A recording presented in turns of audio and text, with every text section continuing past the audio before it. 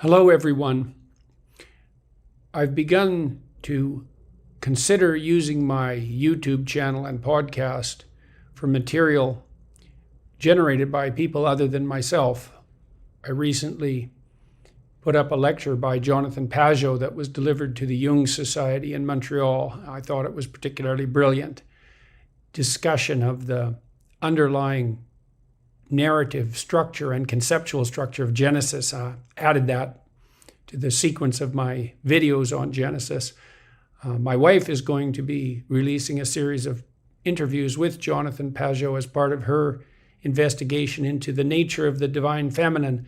So that's coming up soon. And in this instance, I asked my friend and colleague, psychiatrist Dr. Norman Doidge, to read an essay he wrote a few weeks ago called Needle Points, which is the most penetrating analysis that I've read about the COVID policies that have bedeviled and helped us over the last few years.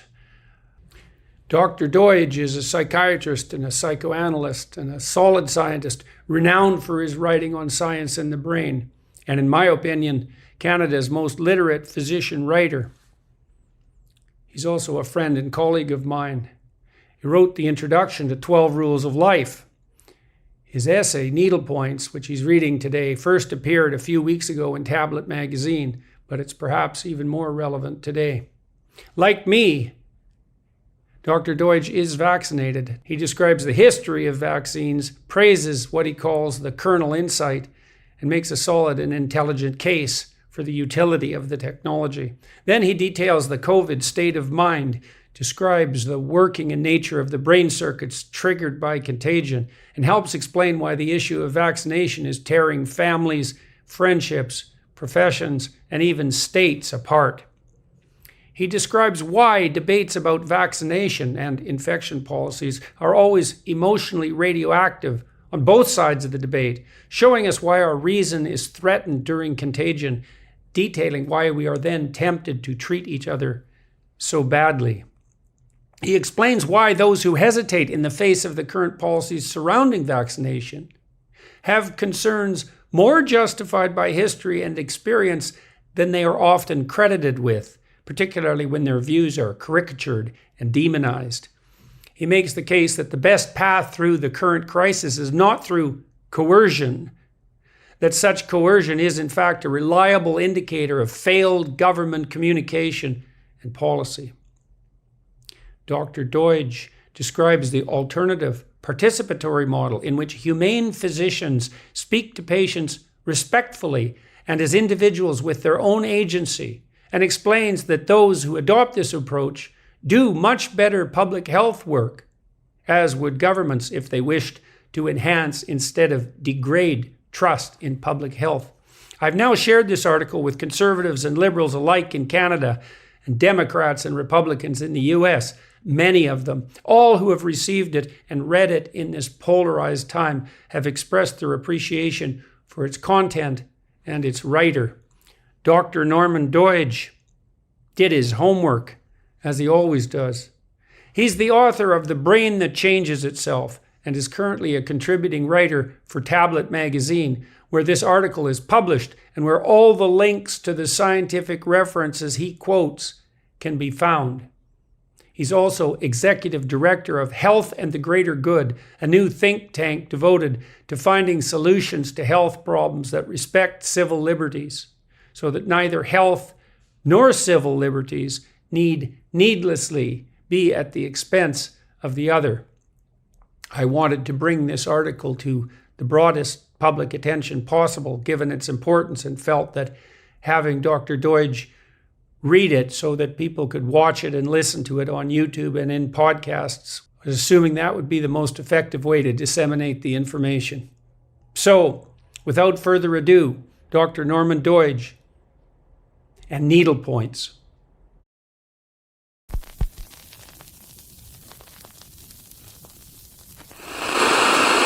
Needle Points.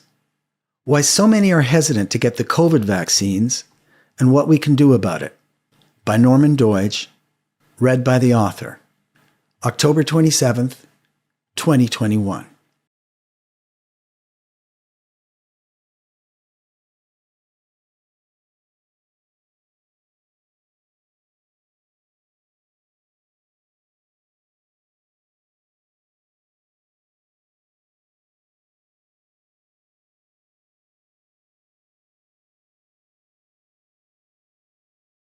Since my days in medical school, I've had a fascination with the kernel insight behind vaccination. That one could successfully expose a person to an attenuated version of a microbe that would prepare and protect them for a potentially lethal encounter with the actual microbe.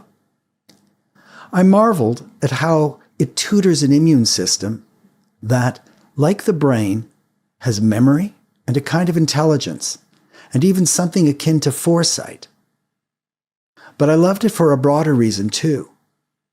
At times, modern science and modern medicine seem based on a fantasy that imagines the role of medicine is to conquer nature, as though we can wage a war against all microbes with antimicrobials to create a world where we will no longer suffer from infectious disease.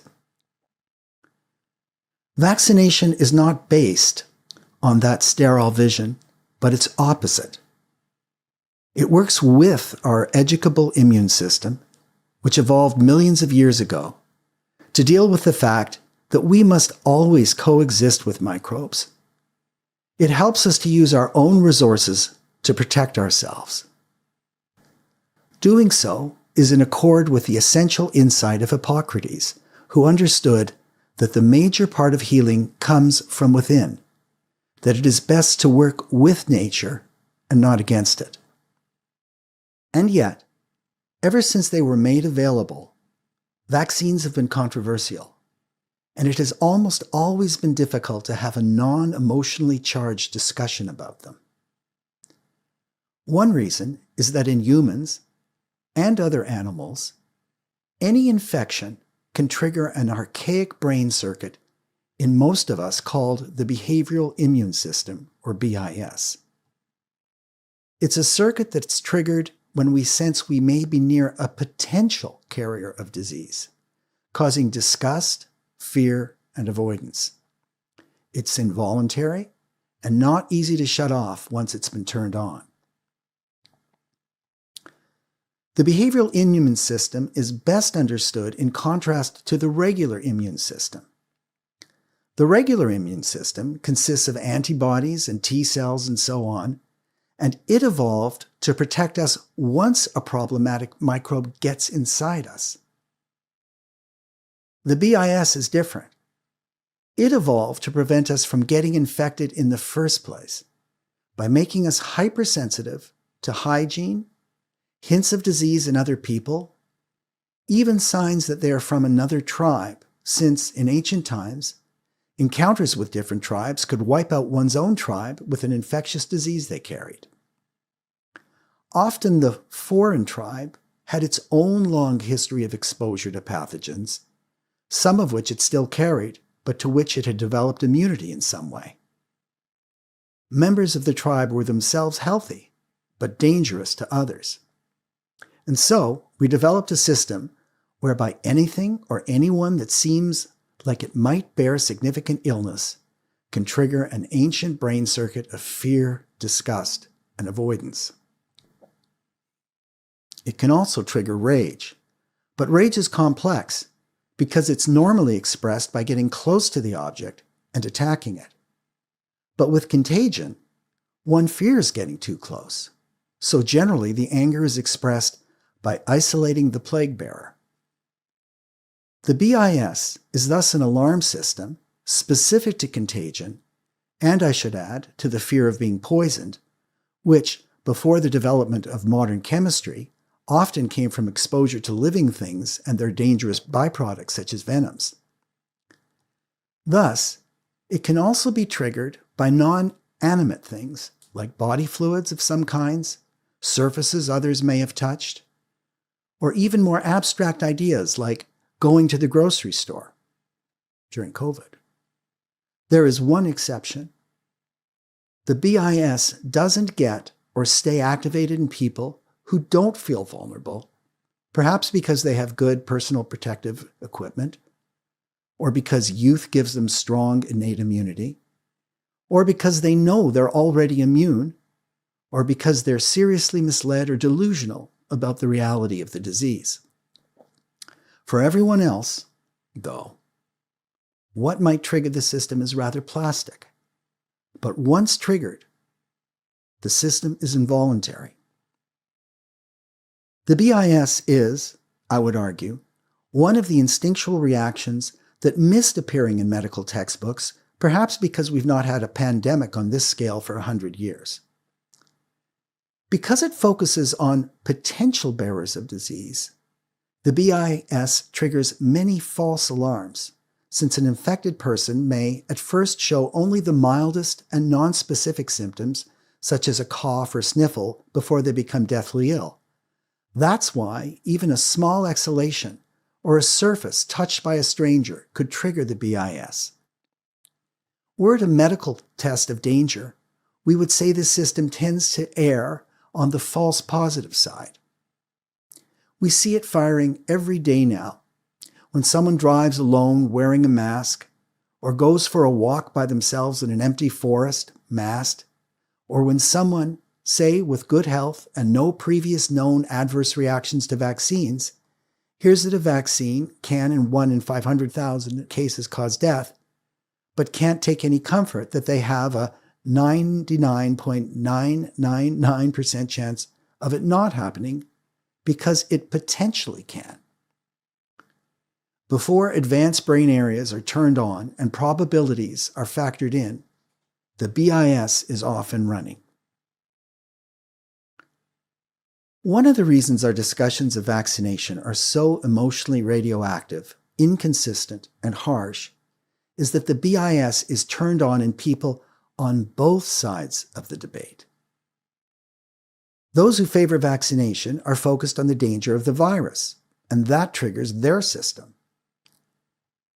Those who don't are focused on the fact that vaccines inject into them a virus, or a virus surrogate, or even a chemical they think may be poisonous, and that turns on their system. Thus, both sides are firing alarms, including many false positive alarms, that put them in a state of panic, fear, loathing, and disgust of the other.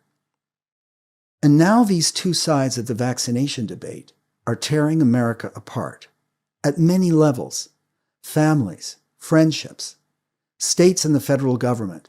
It's even affecting the country's ability to deal with the pandemic, splitting hospital staffs and sundering relationships between the scientists studying it. As of this writing, in the United States, about 85% of people over 65, the age group most at risk, are fully vaccinated against COVID, more if you include those who had one shot. 57% of the overall population is fully vaccinated. But around June, the rate of vaccination slowed drastically, down to less than 1 million a day from 3.4 million daily in April. Even though many more people, age 12 and up, were now eligible. 5 million people who got the first shot had not gone to their follow-up appointment. States started sending vaccines back, while some vaccination sites were empty. In response, U.S. public health officials appeared to believe that the number of people who would voluntarily take the vaccine had reached a ceiling.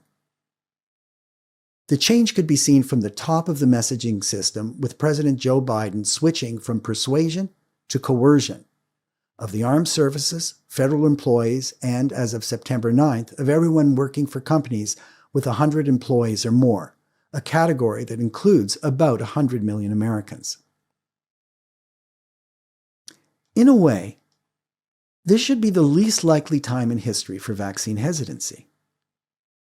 For years, vaccinologists explained vaccine skepticism by noticing that it largely existed because few had lived through a large-scale pandemic, and because vaccines had already eradicated so many serious diseases that it gave rise to complacency about the threat. But today's vaccine hesitancy is happening in the midst of a pandemic in which over 700,000 Americans have died. And a recent Rasmussen poll found that a staggering 1/3 of Americans, quote, believe officials are lying about vaccine safety, close quote. It seems to me especially vital that we broaden our understanding of the history and current state of vaccines, because over the summer, many who chose vaccination for themselves concluded that it is acceptable to mandate vaccines for others, including those who are reluctant to get them. That majority entered a state of crystallization, a term I borrow from the French novelist Stendhal, who applied it to the moment when a person falls in love. Feelings that may have been fluid become solid, clear, and absolute, leading to all or nothing thinking, such that even the beloved's blemishes become signs of their perfection. Crystallization, as I'm using it here, happens within a group that has been involved in a major dispute. For a while, there's an awareness that some disagreement is in play, and people are free to have different opinions. But at a certain point, often hard to predict and impossible to measure because it is happening in the wider culture and not necessarily at the ballot box, both sides of the dispute become aware that within this mass of human beings, there's now a winner. One might say that a consensus arises that there is now a majority consensus. Suddenly, certain ideas and actions must be applauded, voiced, obeyed, and acted on, while others are off limits. One person who understood how this works intuitively was Alexis de Tocqueville. In democracies, as long as there is not yet a majority opinion, a range of views can be expressed, and it appears that there is a great, quote, liberty of opinion, close quote, to use his phrase. But once a majority opinion forms, it acquires a sudden social power, and it brings with it pressure to end dissent. A powerful new kind of censorship and coercion begins in everyday life, at work, school, choir, church, hospitals, in all institutions, as the majority turns on the minority, demanding it comply. Tocqueville, like James Madison, was concerned about this tyranny of the majority, which he saw as the Achilles heel of democracy. It isn't only because divisiveness created a minority faction steeped in lingering resentment. It's also because minorities can sometimes be more right than majorities. Indeed, emerging ideas are, by definition, minority ideas to start with. The majority overtaking the minority could mean stamping out thoughts and actions that would otherwise generate progress and forward movement. It's a fascinating moment when this sort of crystallization happens in a mass culture like America's, because seemingly overnight, even the definition of legitimate speech or thought or action also changes. Tocqueville observed that quite abruptly, a person can no longer express opinions or raise questions that only days before were acceptable, even though no facts of the matter have changed. At an individual level, people who were within the bounds can be surprised to find themselves, quote, tormented by the slights and persecutions of daily obloquy, close quote. Once this occurs, he wrote, quote, your fellow creatures will shun you like an impure being, and those who are most persuaded of your innocence will abandon you too, lest they should be shunned in their turn, close quote. In the midst of a pandemic, seeing the unvaccinated as impure is no surprise because, of course, they could carry contagion. But as Tocqueville pointed out, this also occurs when there is no contagion, and we begin to experience those who are on the wrong side as impure, as in failing the purity test, and react to them as though they are dangerous. That we do this even when there is no pandemic, suggests that there is, along with the realistic fear of infection, something else going on here. A sense that those with whom we may disagree are impurities in the body politic, bad people who need to be taught a lesson, even punished. A June 2021 Gallup poll found that Among the vaccinated, 53% now worry most about those choosing not to get vaccinated. Quote, surpassing concerns about lack of social distancing in their area, 27%, availability of local hospital resources and supplies, 11%, and availability of coronavirus tests in their area, 5%, close quote. True to the behavioral immune system's impulses, this fear is metastasizing into disgust, even hatred, of those who, because they believe or act differently, are now perceived as threats. On August 26, in a front-page story in the Toronto Star, my local newspaper, a resident was quoted as saying, quote, "I have no empathy left for the willfully unvaccinated. Let them die." Close quote. In the midst of such a death wish for fellow human beings, even the person quoted understood that an important mental capacity has been lost: empathy, or the ability to model other people's minds. When we lose that en masse, the results can be tragic, not least because getting through this must be a group effort. As I understand it, there are two main approaches to public health in liberal democracies, and both have been tried historically in different places. One begins voluntarily, out of respect for civil liberties, but switches to coercion when some voluntary ceiling deemed insufficient is reached. Ideally, this intervention is based on the principle of least necessary coercion. The benefit to this is that it may work to get more people vaccinated in shorter order.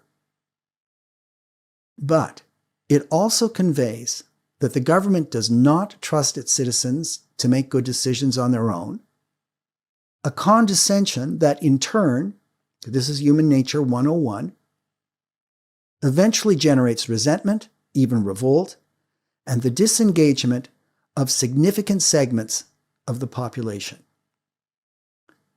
The other approach, participatory public health, sees the need for coercion as a sign that something in the public health outreach itself has failed. If a ceiling is reached, society's leaders should not simply resort to force, but rather confront the flaws in their own leadership, that they should double down on their responsibility to generate trust in the public. The goal of participatory public health is not to crush, but to better engage. In that spirit, what follows is an attempt by a physician and neuroscience writer, and someone who got vaccinated early and voluntarily, to understand those who have not made this choice. This essay is not about COVID deniers or anti-vaxxers who oppose vaccines on ideological grounds. Nor is it about the activists or political figures who feed off and benefit from the corrosive discourse around vaccines.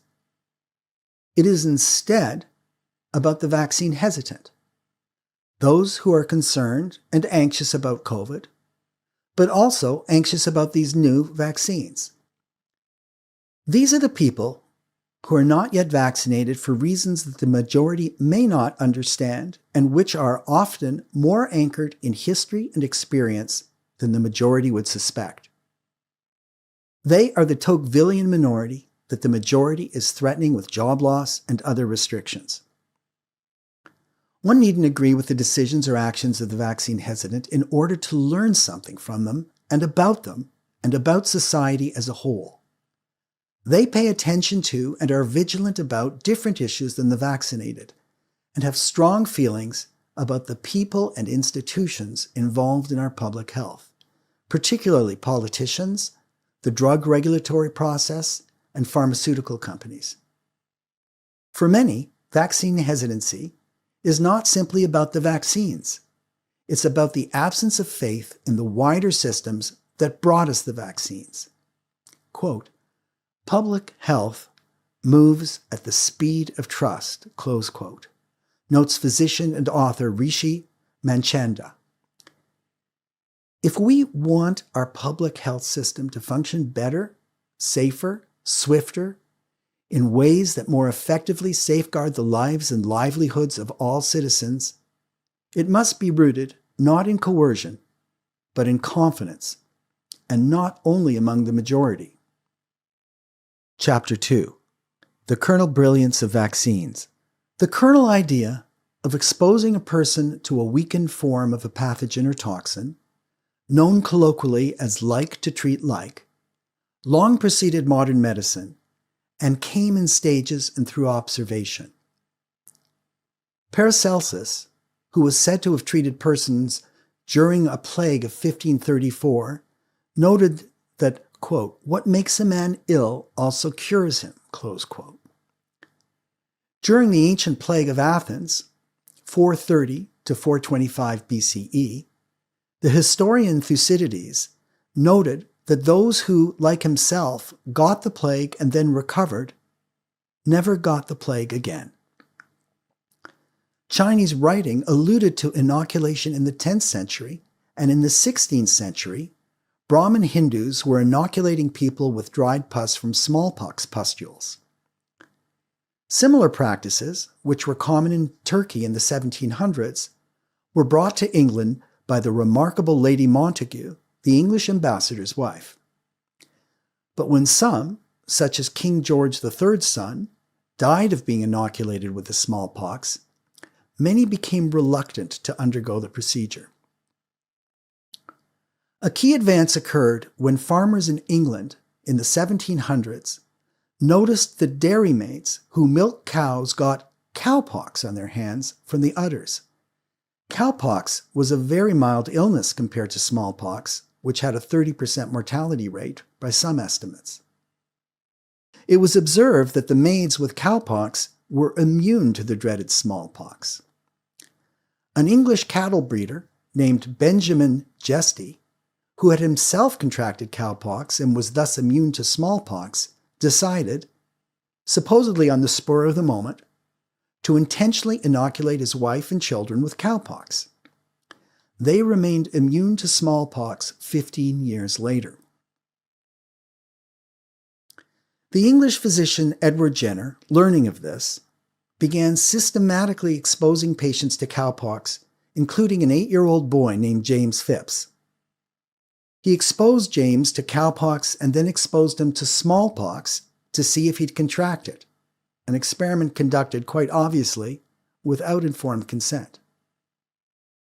The boy survived and was vaccinated 20 times without bad effect, said Jenner, who reported on the benefits of the procedure in warding off smallpox in a series of cases.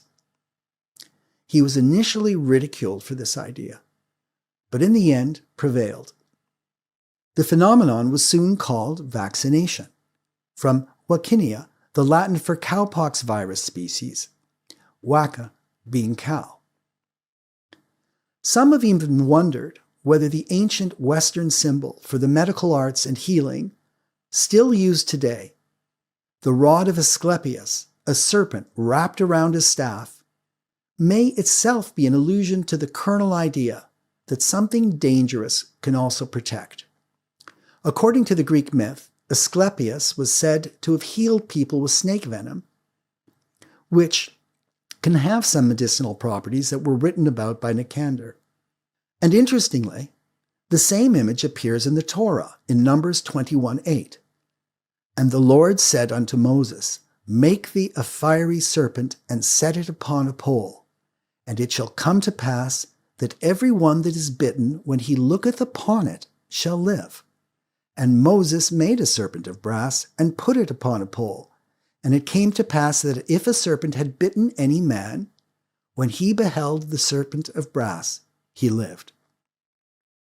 All of which is to say that the heal-harm paradox is a deep archetype in the human psyche. And it came not from big pharma, but from everyday, often rural observations. One might even call them frontline observations about how nature works and how the immune system behaves.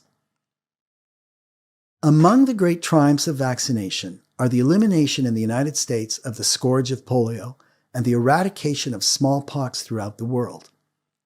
Indeed, perhaps because of these successes, many of us nostalgically imagine that their development and public acceptance came easily.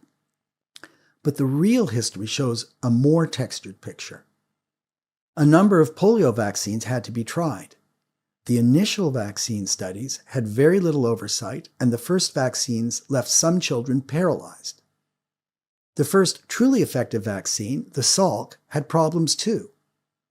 In 1955, a bad batch of over 120,000 doses from the Qatar Pharmaceutical Company contained the live polio virus, causing 40,000 cases of polio and killing 10. The Qatar incident, as the event is now known, revealed the vulnerability of the systems that produce vaccines and remains one of the sources of the nightmare that so haunts the hesitant, getting the dreaded disease from the treatment. The incident was followed by efforts to improve the regulatory systems so that similar tragedies wouldn't be repeated. In the public's mind, perhaps the greatest triumph of vaccination was the mid-century worldwide eradication of smallpox, a horrifying scourge that was lethal in 30% of cases. The history, as it is often told, attributes the victory solely to vaccines. But as British physician Richard Halverson has written, it was not simply the product of a single blockbuster vaccine or campaign, as it is so often described, but rather a regime of multiple public health measures instituted alongside vaccination. The details here are quite interesting. Beginning in the 17th and 18th centuries, there were a number of mass campaigns of inoculation with smallpox and then vaccination with cowpox that led to a decline in smallpox in the 19th century. By 1948, some physicians in England thought the illness was sufficiently well managed that mass vaccination of infants, which carried some risks, could wind down. And so, mass vaccination was replaced by a new, more individually focused strategy. If a case was reported, public health officials isolated the person and their contacts, and the contacts were vaccinated. This was called the surveillance containment strategy. It worked. After the cessation of vaccination in England, a few cases occurred in 1973 and 1978, but both were based on laboratory accidents. According to Halverson, the World Health Organization came to the same conclusion and also adopted the surveillance containment approach elsewhere. In 1980, the disease was declared eradicated. But alongside the public health system's triumphant eradication of polio and smallpox from the 1940s through the 1970s, there was a horrifying chapter as well, one that included staggering abuses by public health and medical authorities. The Tuskegee experiment, conducted by the U.S. Public Health Service from 1932 until 1972, sent out representatives to find African American men with syphilis, who were told they would receive treatment for their, quote, bad blood, close quote. No treatment occurred. The officials gave these men a placebo instead of penicillin, which would have saved them. This was done so the investigators, by watching the men die slowly, could study the natural course of the devastating disease. During the same period of time, the U.S. public health system oversaw 70,000 sterilizations of, quote, mentally deficient, close quote, people with learning problems, the blind, and the poor, and also forcibly removed the uteruses of African American and Indigenous women, all as part of an international eugenics movement that swept through public health. Psychedelics and other drugs were given to people in mental institutions without telling them, often leading to nightmare trips, and dangerous campaigns were undertaken based on only partial knowledge, such as the widespread radiation of healthy children's thymus glands, a key part of one's immune system, which later caused cancers. All of these programs used abstract, population-based thinking, dehumanizing people into numbers to be toyed with in the name of science and progress. None of the public health abuses during this period involved informed patient consent, and yet they were government-sponsored, lauded, and justified in the name of the greater good. It took the revelation of Nazi medical experiments on Jews and others to give rise to a new ethics of consent for research subjects. The Nuremberg Code of Ethics of 1947, along with the 1964 Declaration of Helsinki, originally developed by the World Medical Association, required physicians and scientists to obtain the informed consent of all research subjects. This breakthrough led to the normalization of patient consent not just for research subjects, but for those undergoing all medical procedures, and became a bedrock of what many of us in the medical field now see as an inviolable code of ethics. But in the late 1970s and 1980s, there were new controversies. In 1976, a swine flu outbreak occurred in Fort Dix, New Jersey. Fearing that the country was on the cusp of a pandemic, the U.S. government approved a vaccine and undertook an aggressive rollout that involved 48 million people. But there were two unforeseen developments. First, the epidemic receded on its own and rather quickly. Second, 450 vaccinated people came down with a neurological disorder called Guillain-Barré syndrome in greater numbers than would be expected during that period. After producing and distributing the vaccine so quickly, the government then reacted with caution. But the idea that a vaccine could cause damage stuck in the public's mind. Quote, "This government-led campaign was widely viewed as a debacle and put an irreparable dent in future public health initiatives," close quote, wrote Rebecca Creston in Discover, quote, "as well as negatively influenced the public's perception of both the flu and the flu shot in this country," close quote. That skepticism might have emerged so sharply because the swine flu debacle occurred against the backdrop of another contemporaneous event. In the 1970s, a number of parents began arguing that their children were left with serious brain problems and seizures after receiving the diphtheria pertussis vaccine. Numerous vaccine-related lawsuits followed, and the parents scored many legal victories, costing pharmaceutical companies millions of dollars. It cost 12 cents to make a dose of the DPT vaccine in 1982. But within a few years, the cost increased 35-fold thanks to litigation awards, and as a result, companies started leaving the vaccine business. To this day, there is disagreement about the primary cause of the brain problems, with some of the parents insisting it was the vaccine, and vaccine advocates arguing that these children actually had a genetic condition called Dravet syndrome, possibly brought to the surface by the vaccination, but which they would have suffered from anyway. There is little disagreement, though, about what happened next.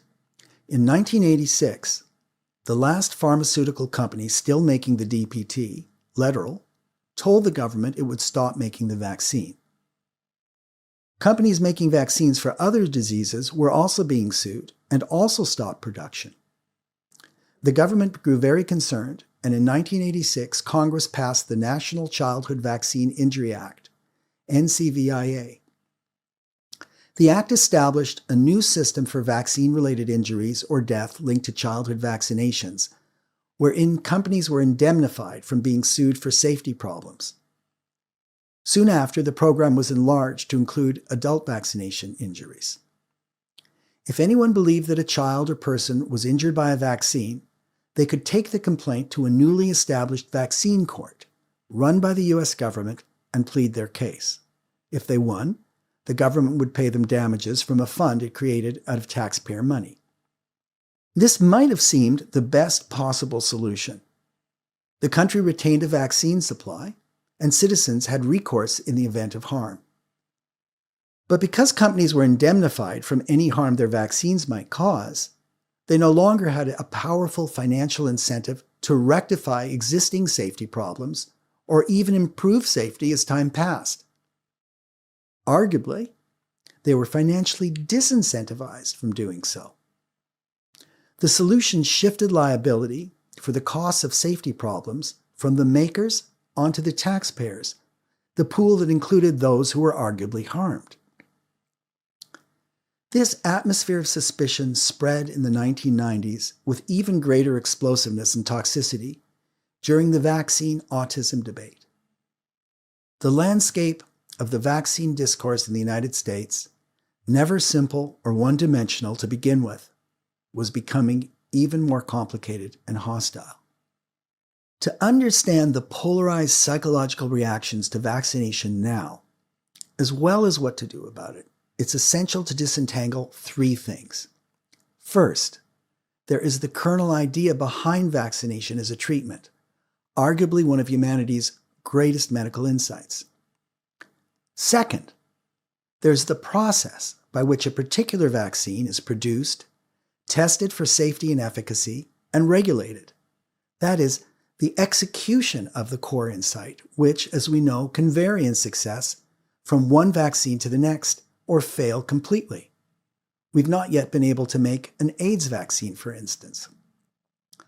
Third, there is the way in which those who produce the vaccine and the public health officials in charge of regulating and disseminate it communicate to the public. Only a person who rejects the first kernel idea could sensibly be called an anti-vaxxer.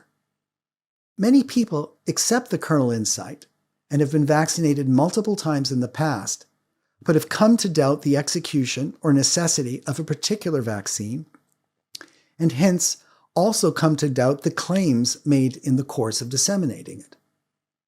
They become hesitant about that particular vaccine and defer or avoid getting it.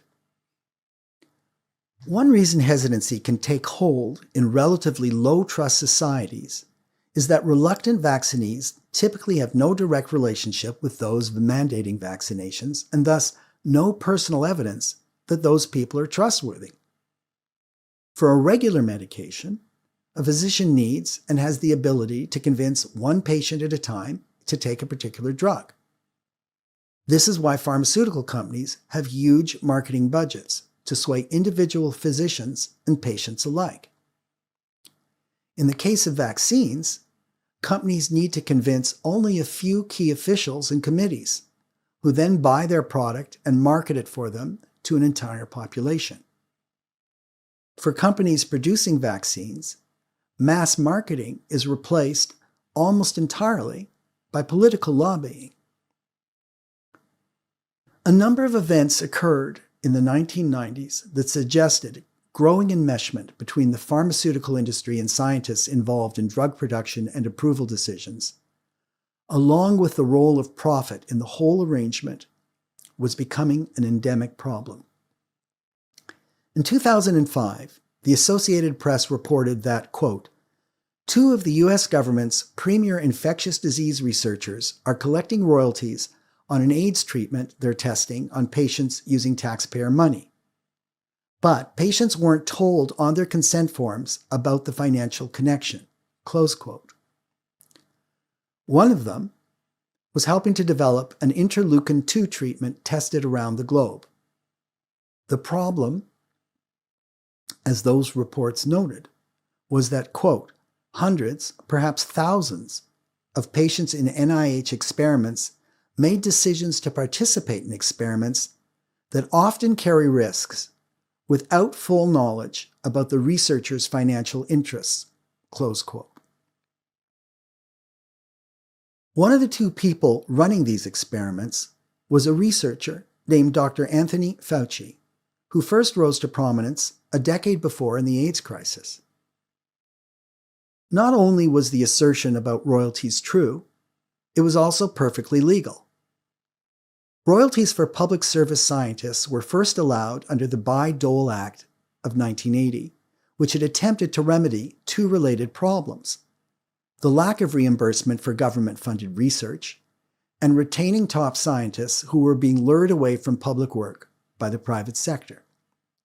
This act and other federal regulations permitted the NIH, for instance, to collect proceeds if its research made money in the private sector and allowed individual government scientists to collect up to $150,000 a year in royalties on treatments they developed.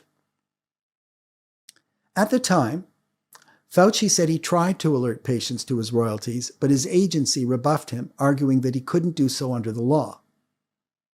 The non-disclosure of the researcher's interest was changed after the scandal, but the damage had been done. In the minds of some elements of the public, there was something fishy going on between the government and the pharmaceutical industry, and it had something to do with money and a willingness to disregard or dilute informed consent. These suspicions heightened in the 2000s as key physicians began revealing to the public that Big Pharma had been involved in a number of major abuses of its relationships with government, patients, physicians, and journals. One of the first to break this story was Marcia Angell, who had been editor of the New England Journal of Medicine, arguably the most important medical journal in the United States at the time. In her 2004 book, The Truth About Drug Companies, How They Deceive Us and What to Do About It, she argued that the companies spent far more on marketing, administration, public relations, and rebranding than they did on research, and that they actually discovered very few new effective drugs. Instead, they used, quote, lures, bribes, and kickbacks, close quote, to get drugs taken up by physicians. Angell showed how these companies penetrated medical schools, conventions, and organizations, often passing off marketing as, quote, education, close quote, which they provided free of charge. More to the point, Angell argued that government agencies were highly compromised. She demonstrated how conflicts of interest permeated the U.S. Food and Drug Administration, which gave expedited reviews and approvals for drugs with major side effects like heart attacks and stroke, such as Vioxx and Celebrex, and some with no serious benefit. Angell also revealed that, quote, many members of the FDA advisory committees were paid consultants for drug companies, although they were supposed to excuse themselves from decisions when they have a financial connection with the company that makes the drug in question. That rule is regularly waived, close quote. She documented multiple instances of committee members discussing decisions on safety violations committed by the very companies that paid them, from which they did not recuse themselves. Angell's book, which was published to great acclaim, was impossible to dismiss as fringe. Quote, Dr. Angell's case is tough, persuasive, and troubling, close quote, claimed the New York Times. Publishers Weekly wrote, quote, in what should serve as the fast food nation of the drug industry, Angell presents a searing indictment of Big Pharma as corrupt and corrupting, close quote. Over the next few years, the kinds of abuses she documented made it to the courts. As these trials became public, Americans who suffered from serious side effects caused by the drugs involved took notice. In 2012, physician Ben Goldacre of Oxford University published Bad Pharma, in which he explored fraud settlements for pharmaceutical companies covering up known adverse events, including lethal ones, and hiding information, including about safety. The book's subtitle, How Drug Companies Mislead Doctors and Harm Patients, was key. Physicians often didn't know the wool was being pulled over their eyes or what had been kept from them. But when the practices of large pharmaceutical companies were examined in the courts with internal documents reviewed, one illegal activity after another was revealed. Goldacre's list makes one shudder. Quote, Pfizer was fined $2.3 billion for promoting the painkiller Bextra, later taken off the market over safety concerns, at dangerously high doses, misbranding it with the intent to defraud or mislead, in quotes, the largest criminal fine ever imposed in the U.S. until it was beaten by GSK, GlaxoSmithKline, end of quote. Quote, in July 2012, GSK received a $3 billion fine for civil and criminal fraud after pleading guilty to a vast range of charges around unlawful promotion of prescription drugs and failure to report safety data, close quote. Quote, Abbott was fined $1.5 billion in May 2012 over the illegal promotion of Depakote, close quote. Quote, Eli Lilly was fined $1.4 billion in 2009, close quote. Quote, AstraZeneca was fined $520 million in 2010, close quote. Quote, Merck was fined $1 billion in 2011, close quote. After Goldacre's book was published, the fines kept coming. Johnson & Johnson was made to pay $2.2 billion in 2013, which included, according to the Justice Department, quote, criminal fines, close quote, for having, quote, jeopardized the health and safety of patients and damaged the public trust, close quote. In 2019, the company was fined another $572 million for its role in the opioid epidemic, and then fined a whopping $8 billion by a jury in a different case, an amount that will no doubt be reduced, but which signals public outrage at the violations. These huge fines, year after year, involve popular drugs taken by tens of millions of patients with negative effects, including death. Stories of devastation have become lore in many families and communities.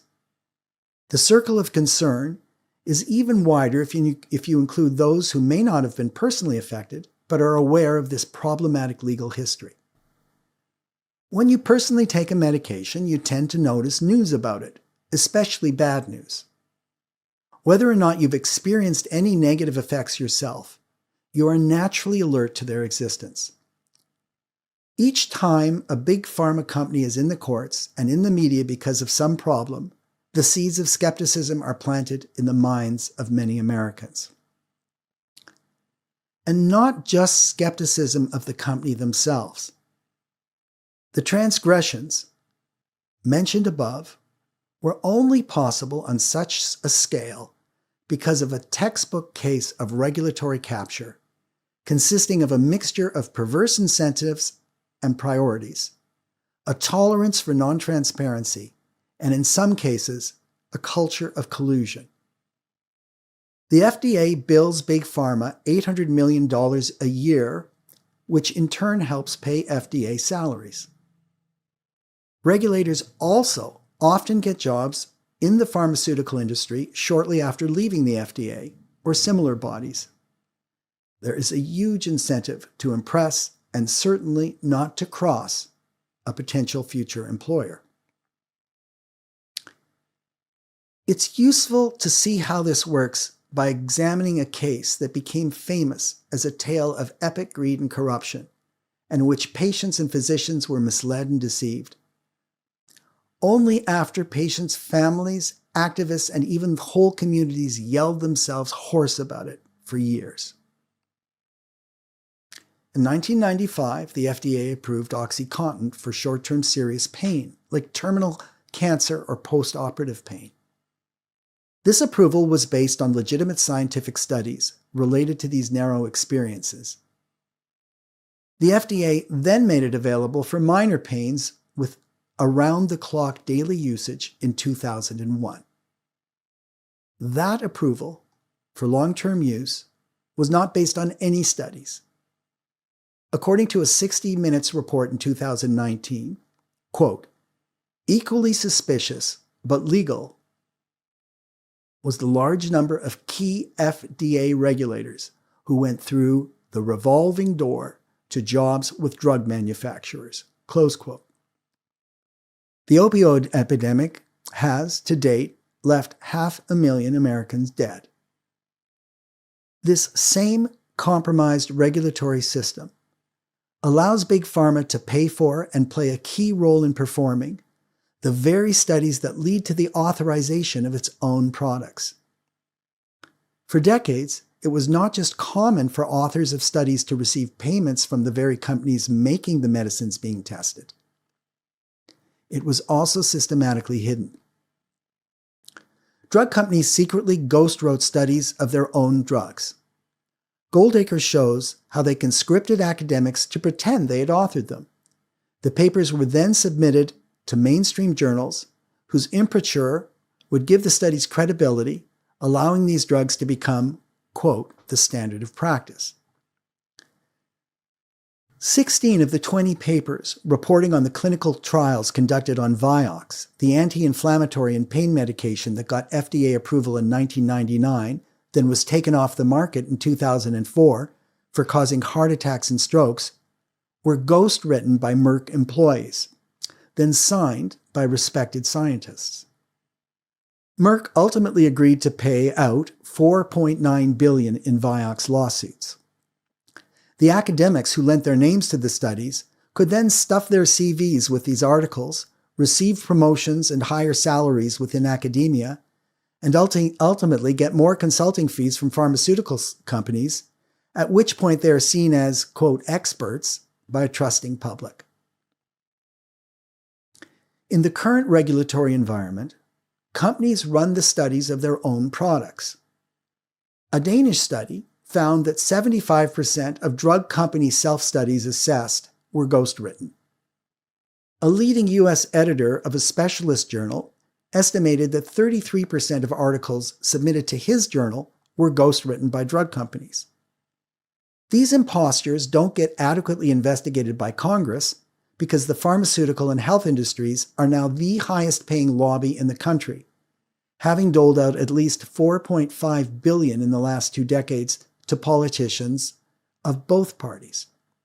Quote, Pfizer's PAC has been the most active, close quote, stat reporter Lev Facher writes, quote, sending 548 checks to various lawmakers and other industry groups, more checks than the actual number of elected officials in the House and Senate, close quote. While Goldacre's book shows the many ways that drug studies have been rigged to deliver certain outcomes, one doesn't always have to rig a study to get the same result. Among the most common techniques is to delay the reporting of medication side effects until after the patent runs out, and then use the bad publicity to sell a new replacement medication which is still on patent. Polls repeatedly show that the chief concern among the vaccine hesitant is about side effects, or at least effects that don't show up right away. The latest edition of the standard textbook in the field, Plotkin's Vaccine, has an excellent chapter on vaccine safety which notes, quote, because reactions that are rare, delayed, or which occur in only certain subpopulations may not be detected before vaccines are licensed, post-licensure evaluation of vaccine safety is critical, close quote. Post-licensure first requires FDA approval. So for most vaccines, that means more follow-up after the typical 2-year approval process, at least several years of it. In 2018, the New York Times pro-vaccine science writer Melinda Wenner-Moyer noted with shock that she learned it was not uncommon among vaccine researchers to take the attitude that censoring bad news about their research was necessary, and that some who didn't were ostracized by their peers. Quote, as a science journalist, I've written several articles to quell vaccine angst and encourage immunization. But lately, I've noticed that the cloud of fear surrounding vaccines is having another nefarious effect. It is eroding the integrity of vaccine science. In February, I was awarded a fellowship by the nonpartisan Alicia Peterson Foundation to report on vaccines. Soon after, I found myself hitting a wall. When I tried to report on unexpected or controversial aspects of vaccine efficacy or safety, scientists often didn't want to talk with me. When I did get them on the phone, a worrying theme emerged. Scientists are so terrified of the public's vaccine hesitancy that they are censoring themselves, playing down undesirable findings and perhaps even avoiding undertaking studies that could show unwanted effects. Those who break these unwritten rules are criticized." Close quote. Moyer went on to quote authorities who argue that smaller studies, and even inconclusive ones, often give us the first glimpse of an insight or problem. And this is to say nothing of the wider issue. If scientists play down their undesirable findings in potentially mandated medicines, as Moyer found them to be doing, they are not just missing opportunities for good science. They are potentially generating anti-scientific misinformation. Quote, "Vaccine scientists will earn a lot more public trust and overcome a lot more unfounded fear if they choose transparency over censorship," close quote, she wrote. By the time Moyer published her article in 2018, many Americans were already long in the habit of questioning certain elements of their public health, in part because of this hornet's nest of corruption and regulatory capture. But this habit could also be explained in part by the general trend in medicine over the past 2 decades towards recognizing the superiority of individually tailored interventions or personalized medicine, which acknowledges that different people have different risk factors, genetics, medical histories, and reactions to medical products. It is now commonplace for people to take responsibility for their own health because this is precisely what we have been telling them to do, encouraging them to get to know their own unique risk factors for disease based on their own individual histories and genetics. Vaccines, in contrast, are a one-size-fits-all intervention, administered en masse by those who know nothing specific about the vaccinees or their children. And when political and medical authorities change policies from day to day, and public health recommendations in one jurisdiction or country differ from those in others, questions will be asked. The public has been assured that we in healthcare recognize that the era of medical authoritarianism and the ugly practices that led us to require informed consent are behind us. This means that whenever there is a treatment on hand, the burden of proof to demonstrate that it is safe and effective must fall on those who offer it. It means we must never stifle questions or shame people for being anxious. I'm a psychiatrist and a psychoanalyst, and I deal with people's anxieties and their paranoia too.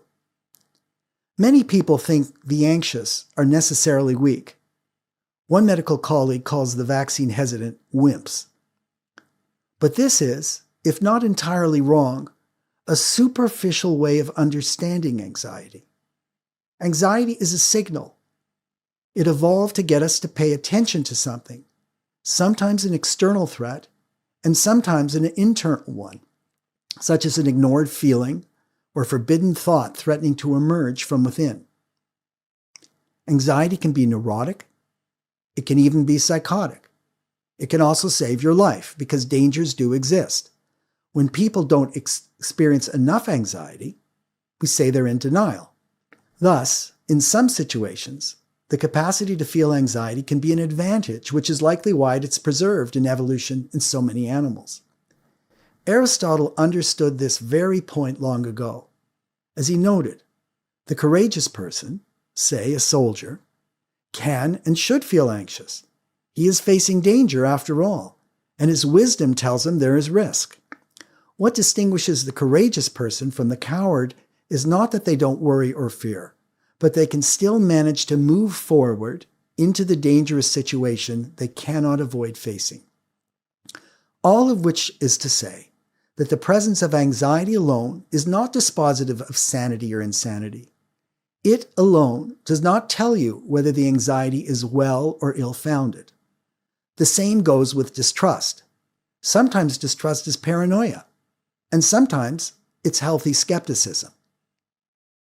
As of a September 2019 Gallup poll, only a few months before the COVID-19 pandemic, Big Pharma was the least trusted of America's top 25 industry sectors, number 25 of 25. In the eyes of ordinary Americans, it had both the highest negatives and the lowest positives of all industries. At number 24 was the federal government, and at number 23 was the healthcare industry. These three industries form a neat troika, though at number 22 was the advertising and public relations industry, which facilitates the work of the other three. Those inside the troika often characterize the vaccine hesitant as broadly fringe and paranoid. But there are plenty of industries and sectors that Americans do trust. Of the top 25 industry sectors, 21 enjoy net positive views from American voters. Only pharma, government, healthcare, and PR are seen as net negative. Precisely the sectors involved in the rollout of the COVID vaccines. This set the conditions, in a way, for a perfect storm. Chapter 3. A new plague descends. In February and March 2020, it became clear that the disaster that had swept through Wuhan was becoming catastrophic in Bergamo. As frontline healthcare workers were dying in both China and Italy, the virus had also spread throughout Western Europe and arrived in North America. Early reports of the case fatality rate reached over 14.5% in Italy in the spring, and in Spain, Sweden, and other hotspots it was over 11%, devouring the elderly in every affected country. PPE often didn't exist for frontline healthcare workers. Bodies were stored in refrigerated trucks. Citizens were told masks would not protect them, and there were no known outpatient treatments. While hospitals could provide oxygen, this was often insufficient, and so victims were put on ventilators, which may have made some cases worse and was a horrible way to die. While much of the United States was terrified, there was some light. Dr. Anthony Fauci, the physician-scientist now running the country's pandemic defense, seemed able to answer most press questions, projected an affable, avuncular persona, and spoke in ways people could understand, which is what the nation required. Even skeptics had hopes. Fauci seemed steady when events took unexpected turns, explaining that we were learning as we went along. He said the lockdown would be for 15 days to flatten the curve. When that didn't work, he explained why, argued that it should be extended, and much of the nation went along. In a United States exhausted by its hyperpolarized political scene, here was someone who had worked with both parties, advising every president since Ronald Reagan. For those on the right, he could be seen as an employee of and messenger for President Donald Trump. For those on the left, he was a longtime public servant who had headed the same institution, the National Institute of Allergy and Infectious Disease, NIAID, since 1984, and played vital roles in the fights against AIDS and Ebola. There was a widespread sense that Fauci was the right man at the right time. But then there were flip-flops on masks. After claiming the science showed the masks were unnecessary, Fauci later said they were absolutely necessary, but wouldn't be for the vaccinated, until, eventually, they were. There were also disputes about lockdowns. Initially introduced as temporary to flatten the curve, they were later extended to become a new way of life in order to save lives. But then some states, like Florida, which didn't impose long and severe lockdowns, had lower age-adjusted mortality than states like New York, which did. Then another issue emerged that was not simply scientific, but also political. Since the earliest days of the pandemic, many regular people struggled to make sense of its origins. The Chinese Communist Party had claimed the virus emerged from a wet market, while denying any connection to virology labs located nearby. There was obviously a cover-up unfolding in China, with arrests of citizen journalists and detentions and disappearances of Wuhan physicians who witnessed the first cases and who would have had ideas about where it started. Various observers argued that there was reason to consider that COVID may have leaked from the Wuhan Institute of Virology and perhaps even may have been engineered by gain-of-function GOF research, in which a natural virus is made more contagious and lethal, ostensibly to see if the scientists can get ahead of nature and to study it, how it operates, in order to make new vaccines or medications, or for biological warfare. GOF is so controversial that in 2014, President Barack Obama put a moratorium on it. In 2017, Drs. Fauci and Francis Collins, then director of the NIH, who had opposed the moratorium, succeeded in having it lifted.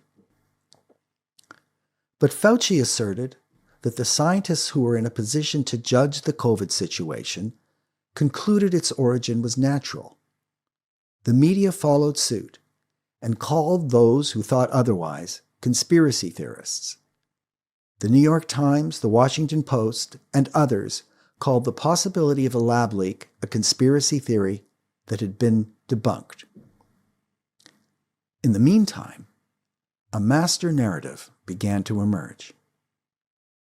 Once upon a time, life was relatively normal and safe. And then the pandemic came, and life as we knew it suddenly changed in awful ways. The only way out, the only path back to a world without COVID, would be to make a vaccine as quickly as possible. Until then, everyone would have to do their part to stop the spread, which meant that basic social functions would have to cease, including school for millions of children. Thousands of small businesses would have to close, and civil liberties rolled back. It would be a difficult time, but eventually we would have the vaccine, and COVID would be over, as long as everyone got it. Of course. But then, who wouldn't want to?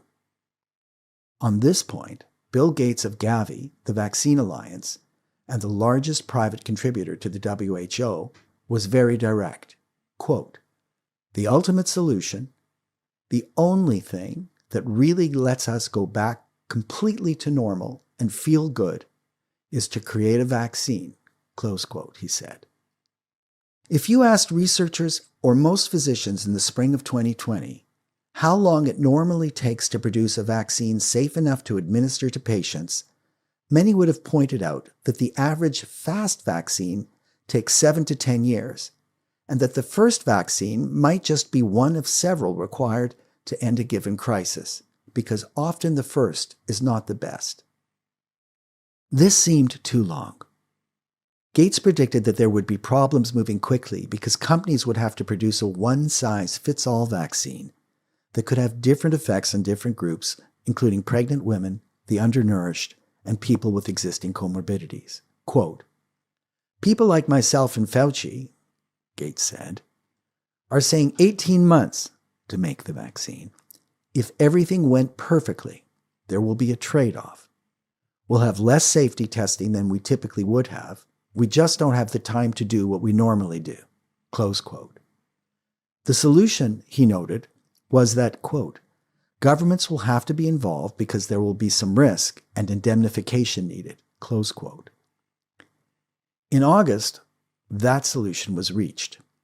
As The Intercept reported on August 28th, quote, "an amendment to the PrEP Act stipulates that companies, quote, cannot be sued for money damages in court," close quote, "over injuries caused by medical countermeasures for COVID. Such countermeasures include vaccines, therapeutics, and respiratory devices," close quote. The only exception to this immunity would be if death or serious physical injury is caused by willful misconduct. Indemnification for vaccines was, as discussed above, not unique. What was new was that the companies producing them were indemnified before the vaccine was even made and fully assessed, knowing it would all be done faster than ever before. As the nation agonized over mounting deaths, the race for a vaccine was moving quickly, if too opaquely for some. In September 2020, a number of scientists began openly worrying about the non-transparency of the vaccine trials and whether this could wind up affecting vaccine hesitancy. The New York Times ran several articles on this, reporting that AstraZeneca, Pfizer, and Moderna had each withheld their study protocols from outside scientists and the public. Withholding protocols guarantees that outside researchers can't know how participants are selected or monitored and how effectiveness or safety are defined, so that they can't really know what exactly is being studied. Pharma companies have traditionally argued that not only the trial patients, but the clinical trial data belong to them, that it's proprietary, even though the study's results impact millions. This is part of a kind of traditional secrecy in the field. Delaying protocol release conveniently means that it is a company's press releases, not the verified science, that dominate the public's all-important initial impression of its product. That the government regulatory agencies go along with all this, it is in fact standard practice, doesn't assuage the public. For many, it makes the whole process appear corrupt. And it doesn't help that, according to the conflict of interest disclosures of the authors of the Pfizer and Moderna vaccine clinical trials, some of the authors are employed by these companies and often have stock options. The essence of the scientific method is conducting experiments that everyone can objectively see and verify. Transparency is the bedrock of experimental science and the means to ultimately dispel doubt. Moreover, in terms of the scale of public involvement, the experience of the summer and fall of 2020 was unlike any other in the history of medicine.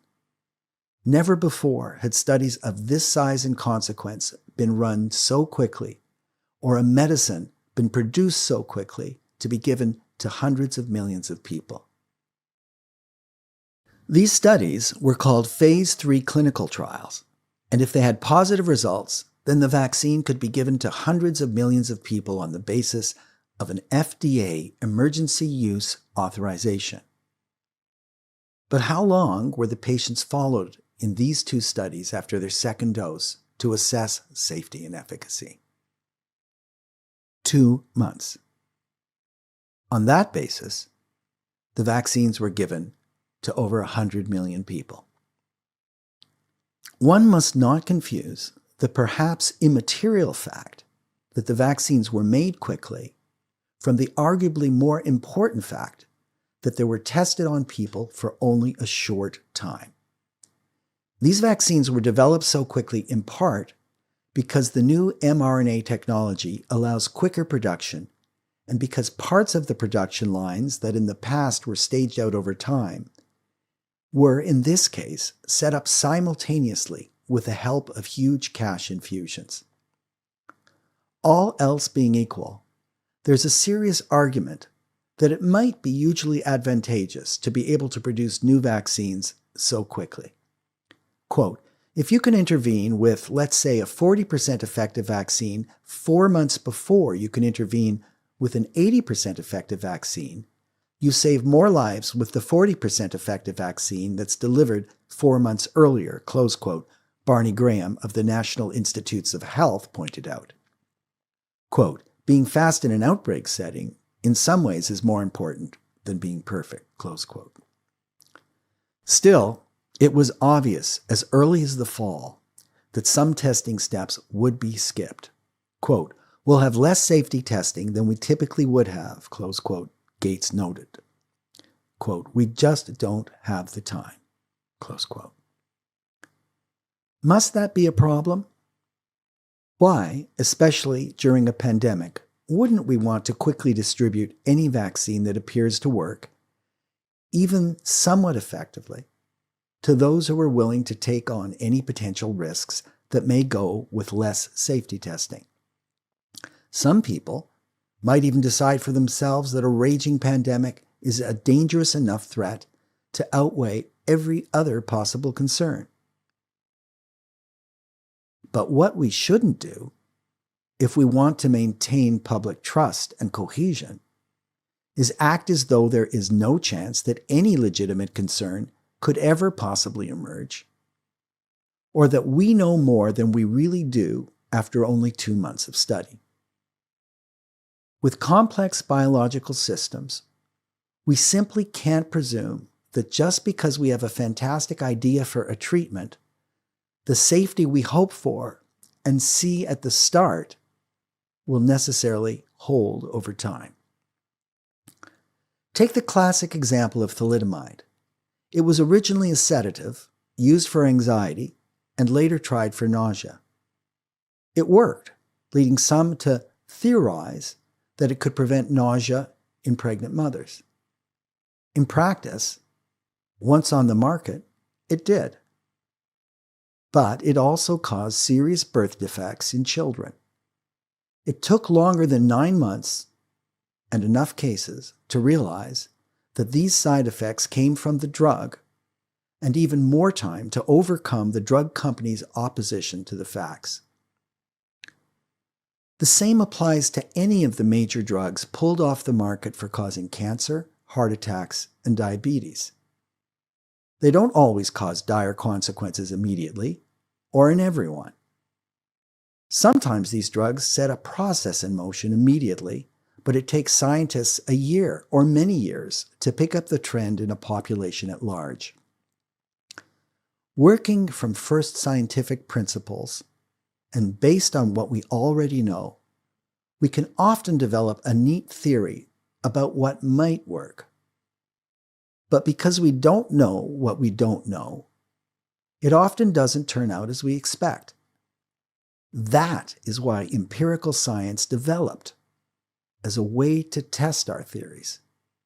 Empirical science is always, by definition, science after the fact. This is especially important given the specific kind of vaccine that was being approved in the United States, the mRNA vaccine, which was a first of its kind. Instead of exposing a person to the virus itself in attenuated live form, like the MMR, or killed form, like the polio shot or flu shot, which is how many of the other vaccines we've come to know work. In the mRNA vaccine, a person is exposed to an artificially made genetic messenger, mRNA, that goes into their cells and directs them to make part of the virus, which then triggers antibodies. Early on in the rollout, both the pharma PR industry and the press emphasized how novel these vaccines were and how this unique technique would produce a vaccine so quickly. But when some side effects started to emerge and people got nervous, officials and the company's own PR teams changed their message. These techniques were now presented as not new at all, but as having been around a long time. The hesitant notice flip-flops in communication like this. At best, it makes them wonder about the lasting veracity of public health messages. At worst, it makes them deeply suspicious. Over the course of the summer of 2020, while the clinical trials were ongoing, outside scientists still had no access to what exactly was being measured and hence studied, so there was no external check on or observation of the process, despite much of the research having been funded by government. Marketing and distribution would be done by the government. The government would be providing the customers, and the government would even pay for the consequences of safety problems that might arise. Withholding protocols, rather than disseminating them as widely as possible, was, under such circumstances, a sign of outlandish chutzpah.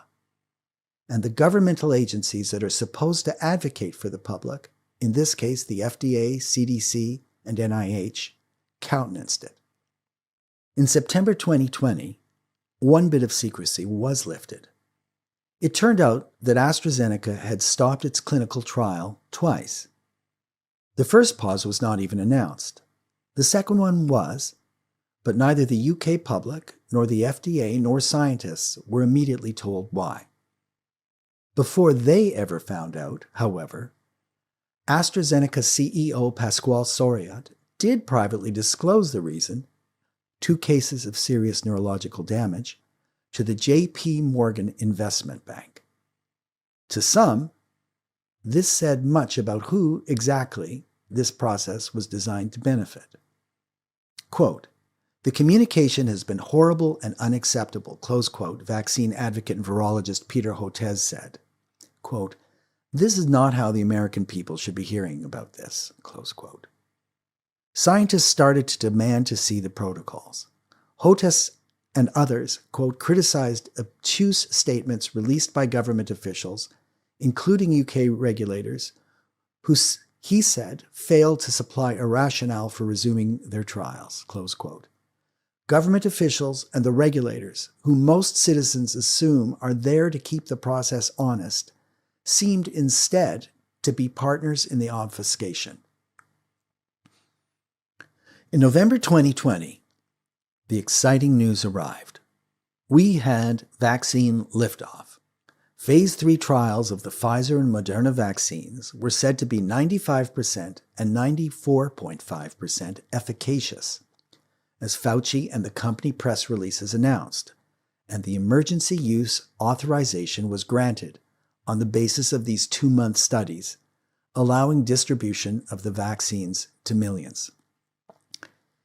Efficacious is the term used to describe how effective a treatment is in the artificial situation of a clinical trial with volunteer patients, a group not always representative of the wider population. Effective is the term used to describe how a treatment works in the real world. The media quickly assumed the two were the same. To them, hearing that a vaccine was 95% efficacious meant it was practically perfect, which the press repeated over and over. But what exactly were the vaccines efficacious at doing? Stopping viral transmission? Preventing severe illness or reducing hospitalization or ICU admissions? Preventing death? Efficacious for how long? And efficacious in whom? In the elderly who were most vulnerable to death? Without clear definitions and answers to these questions, typical of much of the coverage, Americans only had a limited idea, really, of what these vaccines had been shown to do in the narrow universe of clinical trials, let alone what they do when given to the public. In fact, they didn't receive answers to a single one of these questions. Moreover, there was still a cloud of mystery surrounding the trials. After pressure mounted in the wake of the AstraZeneca revelation in September, the 4 major Western vaccine manufacturers finally released their protocols, each over 100 pages long.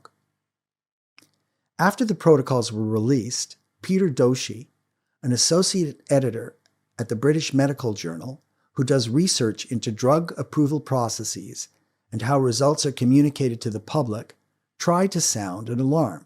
Quote, "None of the trials currently underway are designed to detect a reduction in any serious outcome, such as hospital admissions, use of intensive care, or deaths," close quote, he said. Only one of the studies of the Oxford AstraZeneca looked at whether vaccinated individuals were less likely to transmit virus by doing weekly PCR swabbing. Vaccinated people had lower viral loads, were less likely to have a positive COVID test, and were positive for shorter durations. Very good news indeed, though not automatically applicable to the other mRNA vaccine studies. So, what were these clinical trial studies that showed 95% and 94.5% efficacy looking at, if not saving lives and viral transmission? Consider, that researchers can set up a study to examine whether a vaccine prevents a person from experiencing any or all of the following events, sometimes called endpoints. An asymptomatic infection. The patient is carrying the virus, but the case is so mild that they don't know it, even though it is shown to be present by a positive virus test. A clinically symptomatic infection that is mild and might be confused with a common cold. A clinically symptomatic infection that is moderate. A clinically symptomatic infection that requires hospital admission.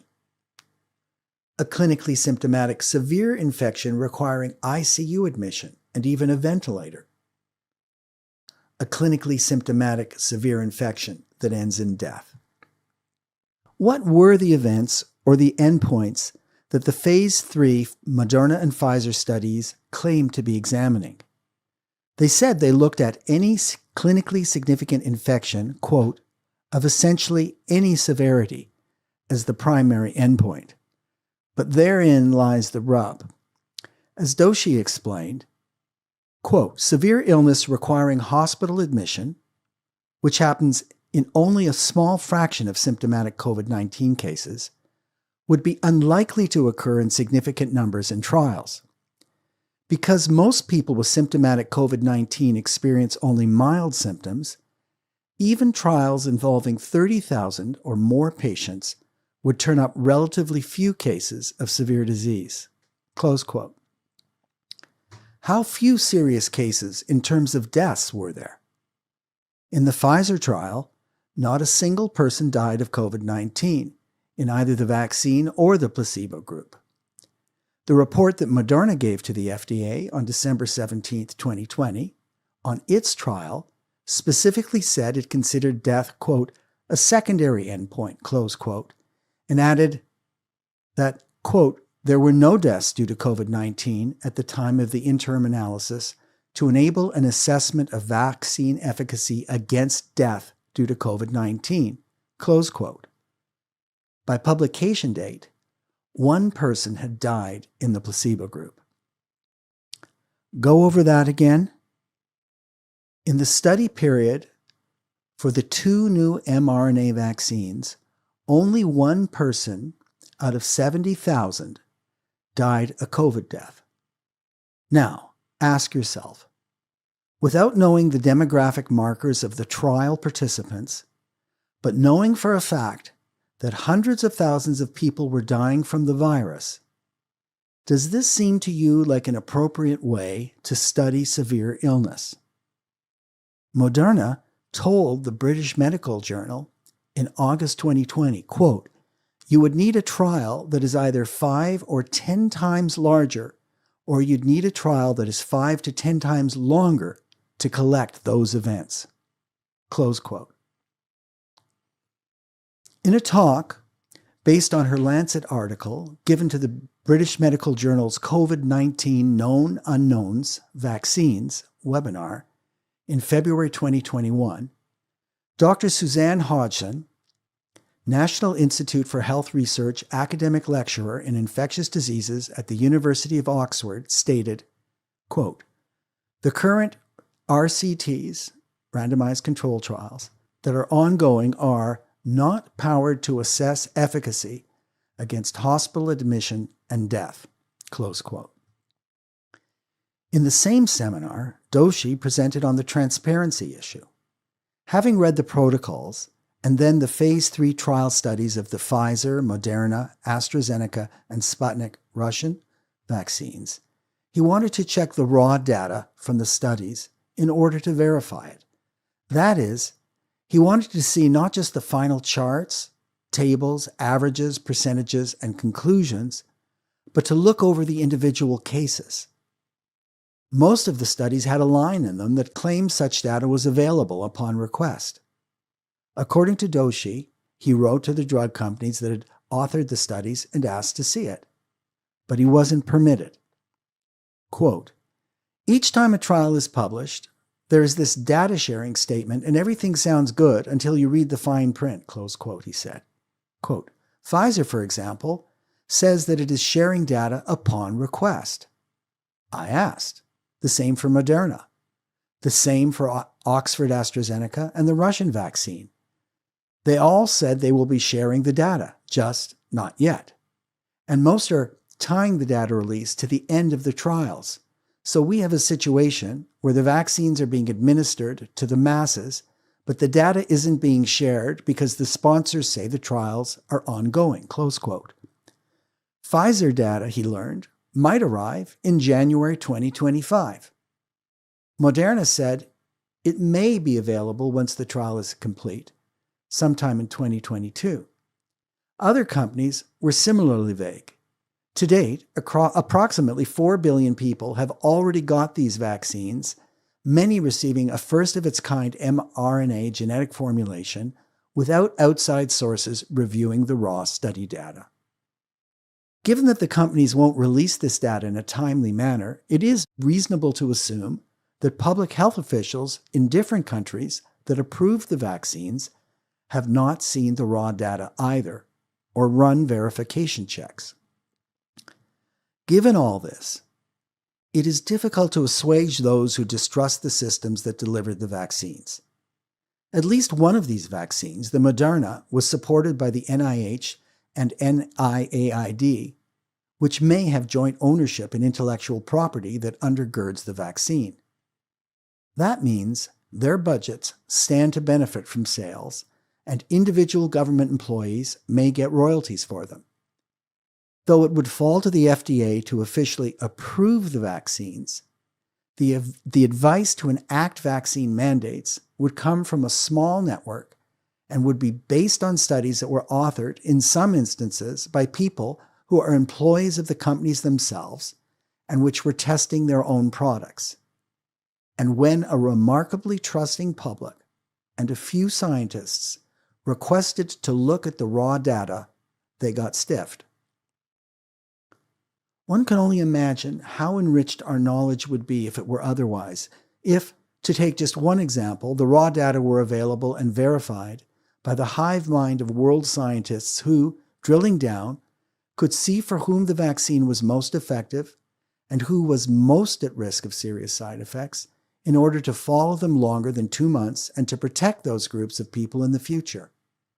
The confidence this would have inspired in a vaccine produced so quickly might have been astonishing, a miracle not only of human scientific advancement, but of the human capacity for persuasive communication and the social progress it can generate. Alas, that's not what we got. The train was already barreling out of the station. When the first vaccines were rolled out in December 2020, Fauci received his Moderna shot, announcing that he wanted to get publicly vaccinated as a symbol, quote, for everyone in the country. Quote, I feel extreme confidence in the safety and the efficacy of this vaccine, close quote, he said. As to the question of how sick the patients in the study were, he said, with regard to Pfizer, it was 95% efficacious not only against disease that is just clinically recognizable, but severe disease, close quote. And he said much the same was found for the Moderna vaccine. It prevents severe disease. By the spring of 2020, the master narrative, the necessity of using one main tool, the vaccine, to vanquish the enemy, was working brilliantly. Government data from Israel and the UK showed that the vaccines weren't just efficacious in clinical trials, but also effective in the real world. An April 28th article in the Harvard Gazette was titled, Vaccines Can Get Us to Herd Immunity Despite the Variants. Dr. Ugar Sahin, the chief executive of BioNTech, which developed the mRNA vaccine for Pfizer, was quoted saying that Europe would reach herd immunity in July or August. The virus would no longer be able to spread. In the UK, Freedom Day was set for June 21st, later changed to July 19th, and the return to normal in other vaccinated countries seemed not far behind. On April 22nd, Israel, considered the world's most vaccinated country, except for some tinier nations, for the first time recorded no daily COVID deaths. Pfizer's CEO, who called Israel, quote, the world's lab, close quote, not only because it was highly vaccinated, but because it was vaccinated early, giving the world a glimpse of its future, announced in February that the experiment was going marvelously, saying, quote, "The current data shows that after 6 months, the protection is robust," close quote, and, quote, "There are a lot of indicators right now that are telling us that there is a protection against the transmission of the disease," close quote. The UK, the second most vaccinated large nation, had a terrible death count in January, but on May 10th, there was not a single COVID death in all of England, Northern Ireland, and Scotland. President Biden assured the American people confidently, quote, "If you're vaccinated, you're protected. If you're unvaccinated, you're not," close quote, reiterating that being vaccinated, quote, "is a patriotic thing to do," close quote. This was a riff on CDC Director Rochelle Walensky's statement, quote, "If you have 2 doses of the vaccine, of the mRNA vaccines, you're protected. You don't need to wait for a booster. You're protected," close quote. Over the spring, Walensky became an increasingly prominent face. In the months since Biden was inaugurated, a slew of officials who had advised the Trump administration were out of the picture. Dr. Robert Redfield, as head of the CDC, Dr. Deborah Birx, and Dr. Scott Atlas, and a new cohort was ushered in. More and more, Walensky became a visible voice of public health. In April, during a White House press briefing, barely 4 months after distribution of the first vaccine doses began, Walensky announced that the, quote, "CDC recommends that pregnant people receive the COVID-19 vaccine," close quote. But if you checked the CD website that day, as many pregnant women and their physicians of course did, you would have found something different. Quote, "If you're pregnant, you may choose to receive a COVID-19 vaccine, but," quote, "there are currently limited data on the safety of COVID-19 vaccines in pregnant people," close quote. In the press briefing, Walensky had cited a study from the New England Journal of Medicine about which she said, quote, "No safety concerns were observed for people vaccinated in the 3rd trimester or safety concerns for their babies," close quote. The study did claim that there was no increased instance of fetal death or neonatal death, which was very reassuring. But it was unable to answer one of the main questions many pregnant women are concerned about. Will these new vaccines have adverse effects on my baby's development after birth? The study's authors made clear that they didn't have enough longitudinal data on women in the 1st or 2nd trimester of pregnancy to draw conclusions about women vaccinated in those 2 trimesters when different organ systems develop, and that their study was therefore, quote, "preliminary." Quote, "Preliminary findings did not show obvious safety signals among pregnant persons who received mRNA COVID-19 vaccines. However, more longitudinal follow-up, including follow-up of large numbers of women vaccinated earlier in pregnancy, is necessary to inform maternal, pregnancy, and infant outcomes." Recall that the vaccine rollout began in December 2020 for older people. This study only looked at safety data on women in various stages of pregnancy from December 14, 2020 to February 28, 2021, a 2.5-month period. Many women become more vigilant in pregnancy about what they eat and what they put into their bodies. So, it should come as no surprise that more than one woman who was either pregnant or trying to conceive began wondering about a question that one of my colleagues asked me. If, at the time of the study, the vaccine had only been available for 2.5 months, wouldn't that mean, if it's still true that human gestation is approximately 9 months, that literally no one who had been vaccinated early in pregnancy had yet followed through to a full-term pregnancy? None of this is to insinuate an opinion about the use of vaccines in pregnancy. We are here discussing how simplifications of what scientific studies actually show at a particular moment even when they turn out ultimately to be right, can generate distrust. I would venture that what young families wanted to hear was something both reassuring and reflective of whatever trustworthy data was available to date, like, "We are working on a longer study and feel hopeful about it, but for now we at least know if vaccinated in the third trimester, there is little chance the vaccine will lead to a death." That, I believe, would have quelled anxiety. But the government and its messaging partners chose a different posture, one that suggested certainty when important data was still yet to come. A lesson in human nature. When public health officials distrust the public will come to distrust them.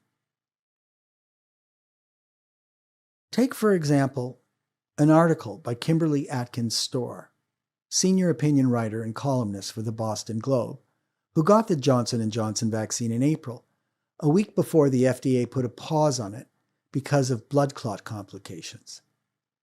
As Atkins indicates, the FDA admitting that there might be a problem, as opposed to hiding it, made her more, not less, likely to believe that the institution is on top of monitoring the vaccines. Quote, "I want others to view this pause not as a reason to doubt the drug, but a reason to believe in it," close quote, she writes. The mainstream media in the United States also often downplayed potential problems and even demonized those who took them seriously, portraying white Christian Republicans as the last redoubt of COVID vaccine skepticism in America. But if white Americans in red states have had high rates of hesitancy, African Americans and Latinos have too. As we've seen, in the case of African Americans, hesitancy is based, at least in part, on well-earned distrust. In the UK in March 2021, vaccination rates were very high in the, quote, white British, close quote, group, 91.3%, and British Christians had the least hesitancy, whereas vaccination rates were lower in the Black African and Black Caribbean communities, 58.8% and 68.7% respectively, and among Muslims, Buddhists, Sikhs, and Hindus. In Canada, the typical vaccine-hesitant person is a 40-year-old woman who tends to vote Liberal. A January Gallup poll showed that 34% of U.S. frontline health care workers said they did not plan to get vaccinated, and an additional 18% were not sure what they would do. Given the WHO's own definition of the vaccine hesitant, people who delay or are reluctant to take a vaccine, one could say that 52% of frontline U.S. healthcare workers were vaccine hesitant at the beginning of the year. It was hard to argue that these were people who got all their information from a few rancid conspiracy websites. In fact, many of these professionals are vaccinated for other illnesses. Nor can we argue that frontline workers are overly anxious and cowardly. Many are exposed to active COVID regularly. At other times, we are told that the hesitant are only those with the least education. But a Carnegie Mellon and University of Pittsburgh study showed that by May 2021, quote, PhDs were the most hesitant group, close quote. In May, Senator Richard Burr of the U.S. Senate Committee on Health asked Fauci how many employees of the NIH, the nation's premier health science research institution, had been vaccinated. "I'm not 100% sure, Senator, but I think it's probably a little bit more than half, probably around 60%, he said. The senator asked the same question of Dr. Peter Marks, director of the Center for Biologics Evaluation and Research at the Food and Drug Administration, about the FDA employees' vaccination. Quote, "It's probably in the same range," close quote, he answered. In studies in the West, the hesitant repeatedly express as the top reason for their reluctance to get vaccinated concerns about what we might call future unknown effects. In a May study of Britain, for instance, 42.7% cited this as their biggest fear. The hesitant were not particularly concerned about trivial short-term side effects like sore arms, fatigue, or a passing fever or headache. Only 7.6% were distrustful of vaccination generally. In the United States, a multi-university study of over 20,000 people found safety concerns or uncertainty of the risk as the top reason given for vaccine hesitancy, 59%. Only 33% agreed that vaccines are thoroughly tested in advance of release. The authors reported, quote, massive differences between the vaccinated and the unvaccinated in terms of their trust of different people and organizations, close quote, including the CDC and the FDA. An Ipsos World Economic Forum survey of 15 countries showed that in all 15 countries, the leading reason the reluctant gave was fear of side effects, exceeding all other concerns by far. In all countries surveyed, the number of people who said they were, quote, against vaccines, close quote, in other words, the anti-vax position, was generally a minor fraction of those who hadn't yet been vaccinated.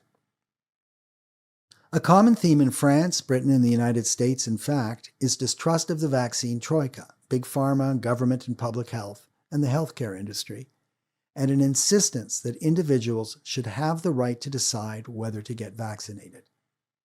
These similarities are worth paying attention to because they suggest that the attempt to explain the phenomenon by using the group identifiers American media is so fond of, sex, race, religion, and political affiliation, falls short and shifts attention away from the real issues creating distrust.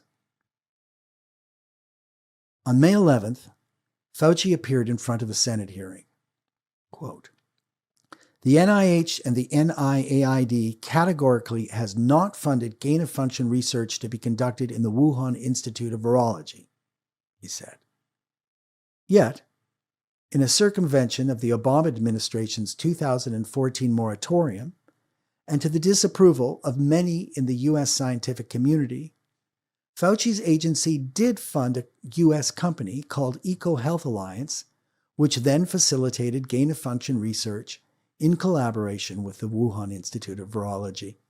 Indeed, from June 2014 to May 2019, Fauci's agency funded EcoHealth and Peter Daszak, a well-known gain-of-function researcher who subcontracted the grant to the Wuhan lab, where gain-of-function research on bat viruses was conducted and led by Dr. Shi Zhengli, and which wasn't subject to the U.S. government moratorium. Dr. Francis Collins, then head of the NIH, had told the House Appropriations Subcommittee that the NIH did not fund gain-of-function in Wuhan. But later, after Fauci reversed his prior claim and said it was possible, Collins also backtracked.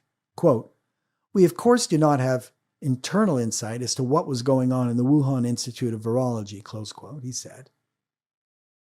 Both reversals came only after the plausibility of the lab leak theory started to gain mainstream acceptance and public pressure mounted. While Fauci's denial in the Senate might have been technically accurate, it was misleading. Neither agency directly funded this kind of research, but did do so through a third party. As it turned out, Fauci himself wrote in 2012 that he, like gain-of-function critics, could imagine, quote, an important gain-of-function experiment involving a virus with serious pandemic potential, quote, whereby, quote, an unlikely but conceivable turn of events, close quote, leads to an infection of someone in the lab, quote, and ultimately triggers a pandemic, close quote. Nonetheless, he wrote, for, quote, the resulting knowledge, close quote, such research might yield, it was worth the risk. In June, the question of what Fauci knew and when he knew it came up in his emails, which showed that, although he denied to Congress that his organization funded experiments at the Wuhan Institute of Virology, it had. On February 1st, 2020, Fauci sent 2 emails to his staff about a, quote, gain-of-function, close quote, study the NIH had approved, in which he referred to, quote, SARS gain-of-function, close quote. His denial of gain of function ultimately proved unconvincing, since funding of it was already part of the NIH committee and grant paper trail. Shizheng Li, the head of the Wuhan Institute of Virology, co-authored a paper about constructing a super-lethal virus which appeared in Nature Medicine in 2015, and specifically thanked the NIH and EcoHealth for funding her work. A 2017 research article, also with Zheng Li as co-author, not only qualifies as gain-of-function research, but epitomizes it, and specifically states that it was funded by an NIH NIAID grant. All of this was important because it was part of the larger story that the public was following. Learning that the agencies and officials charged with leading Americans out of the pandemic in fact had links to a Chinese lab with a history of safety violations, and which also appeared to be involved in dangerous experiments that might be linked to the outbreak in Wuhan, was for many profoundly unsettling.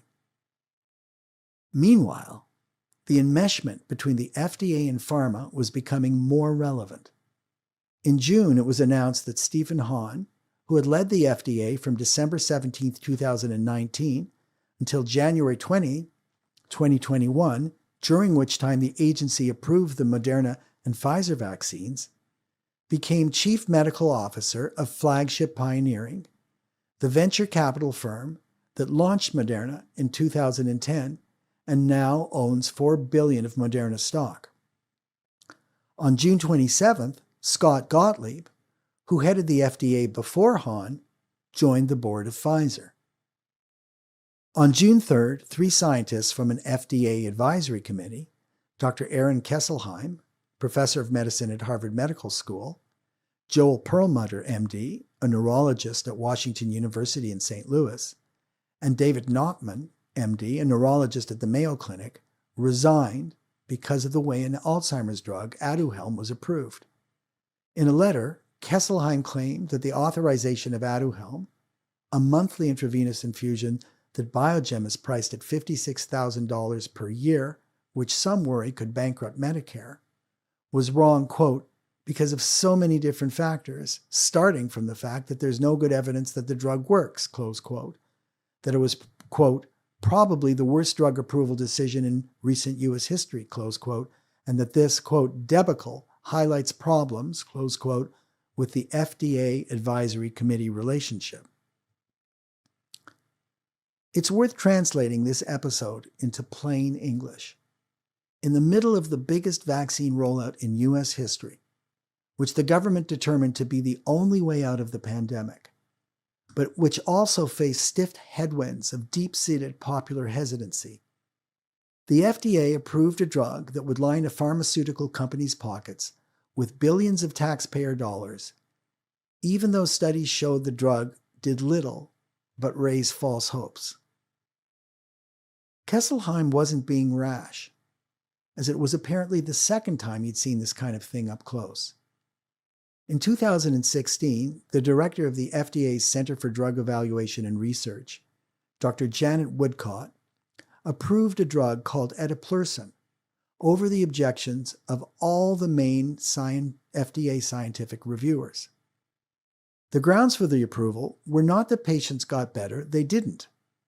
Rather, a kind of lab value, which can function as a biomarker or indicator of disease, improved. Another pharma trick. That was taken as good enough evidence to approve their drug. As Kesselheim and co-author Jerry Avron later warned in the Journal of the American Medical Association, quote, speeding drugs to market based on such biomarker outcomes can actually lead to a worse outcome for patients. Soon after Kesselheim's departure in June, the FDA's 2 top vaccine officials announced they were also leaving. Reports explained that Dr. Marion Gruber, director of the FDA Office of Vaccines Research and Review, and a 32-year agency veteran, and Dr. Philip Krause, a 10-year veteran, were leaving because of outside pressure by the Biden administration to approve boosters before the FDA had completed its own approval process. Meanwhile, Pfizer, doing more science by press release, a technique that often jacks up a company's stock, was calling for boosters while, quote, hailing great results with COVID-19 boosters and shots for school-aged children, close quote. In a piece in The Lancet on September 13th, Gruber, Krauss, and multiple international colleagues raised a red flag about pushing through a booster in the general population.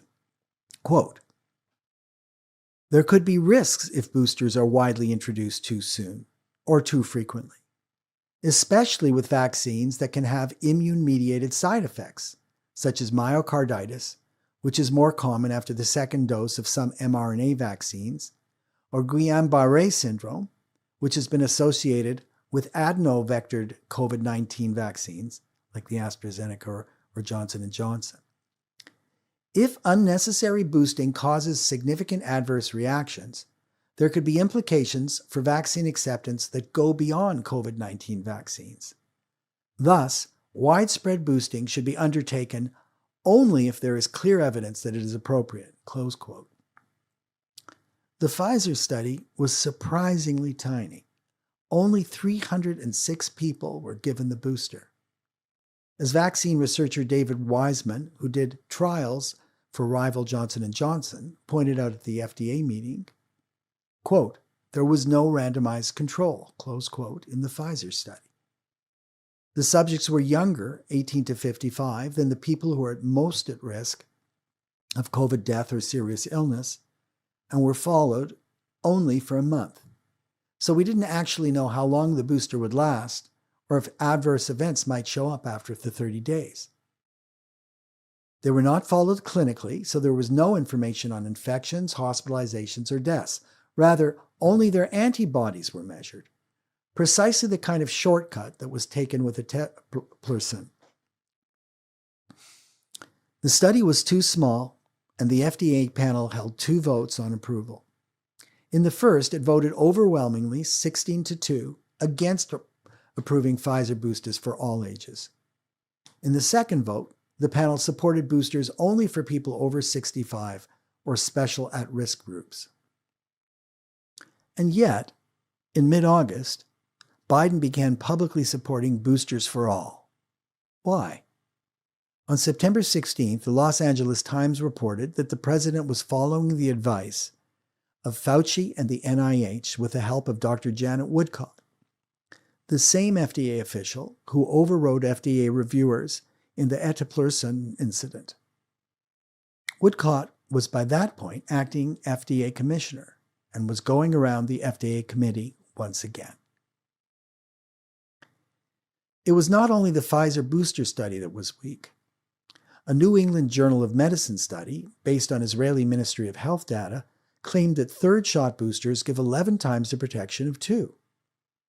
But the entire study lasted only a month and thus showed it was protective for that period, but not whether it would last as long or longer than the second shot's protection. During the spring of 2021, another wrinkle had emerged. Along with the widespread attacks on scientists who had criticisms of the simplified master narrative, including ones from major universities like Harvard, Yale, Stanford, Rockefeller, Oxford, and UCLA, many average Americans learned that certain major stories weren't as widely known as they might have been, thanks in part to censorship by big tech. In May, Facebook announced that it would no longer censor stories about the lab leak theory, which was how many people found out that it was in fact a viable scientific theory in the first place. Facebook's idea of transparency is telling you when it stops censoring something. The same goes for YouTube. But in July, the WHO itself admitted that it had been too hasty in ruling out a lab leak. Nicholas Wade's excellent May 2nd article, by contrast, showed the technical virological reasons for why the virus might well have come from gain-of-function research. We also learned more about big tech's motives when it was revealed that Google's charity arm had funded the same gain-of-function researcher that the NIH had funded, Peter Daszak of EcoHealth. At times, big tech's censorship of, quote, misinformation, close quote, coincides with its financial interests. Amazon, which has banned and unbanned books critical of the master narrative, has been looking into developing a major pharmacy division. Meanwhile, 3 U.S. medical boards, the American Board of Family Medicine, the American Board of Internal Medicine, and the American Board of Pediatrics, went beyond censorship by threatening to revoke licenses from physicians who question the current but shifting line of COVID thinking and protocols. This forced doctors who had any doubts about the master narrative to choose between their patients and their livelihoods. Things got so bad globally that Amnesty International eventually issued a report on this crisis. Quote, "Across the world, journalists, political activists, medical professionals, whistleblowers, and human rights defenders who expressed critical opinions of their government's response to the crisis have been censored, harassed, attacked, and criminalized," close quote, it noted. The typical tactic, the report's authors say, is, quote, "target 1, intimidate 1,000," close quote, whereby censors justify these actions as simply banning misinformation and preventing panic. The report goes on, quote, "Evidence has shown that harsh measures to suppress the free flow of information, such as censorship or the criminalization of fake news, can lead to increased mistrust in the authorities, promote space for conspiracy theories to grow, and the suppression of legitimate debate and concerns," close quote. Censorship nourishes the weed it purports to exterminate. It is, of course, vital that public health officials be able to lead in a crisis, convey consistent messages, and even ask citizens to change their behaviors. But the only way public health can legitimately ask for such changes is because the policies it recommends are based on a scientific process that is solid enough to withstand scientific criticism and debate. Why else should anybody listen? Science is not itself dogma or an authoritarian discipline, but the opposite, a process of critical inquiry, and the method requires ongoing debate about how to interpret new data, and even what constitutes relevant data. Science, as the Nobel Prize-winning physicist Richard Feynman pointed out, requires questioning assertions. Quote, "Learn from science that you must doubt the experts. When someone says science teaches such and such, he's using the word incorrectly. Science doesn't teach it. Experience teaches it. If they say to you, science has shown such and such, you might ask, how does science show it? How did the scientists find out? How? What? Where? Not science has shown, but this experiment, this effect has shown. And you have as much right as anyone else upon hearing about the experiments, but we must listen to all the evidence to judge whether a reusable conclusion has been arrived at." Close quote. Note how emphatic Feynman is that it's not just the few who conduct the experiments, or even just the experts, who have the right to discuss and judge the matter. This is especially true in public health because the field is so broad and composed of many disciplines, from those that deal narrowly with the viruses to those that deal with mass behavioral changes.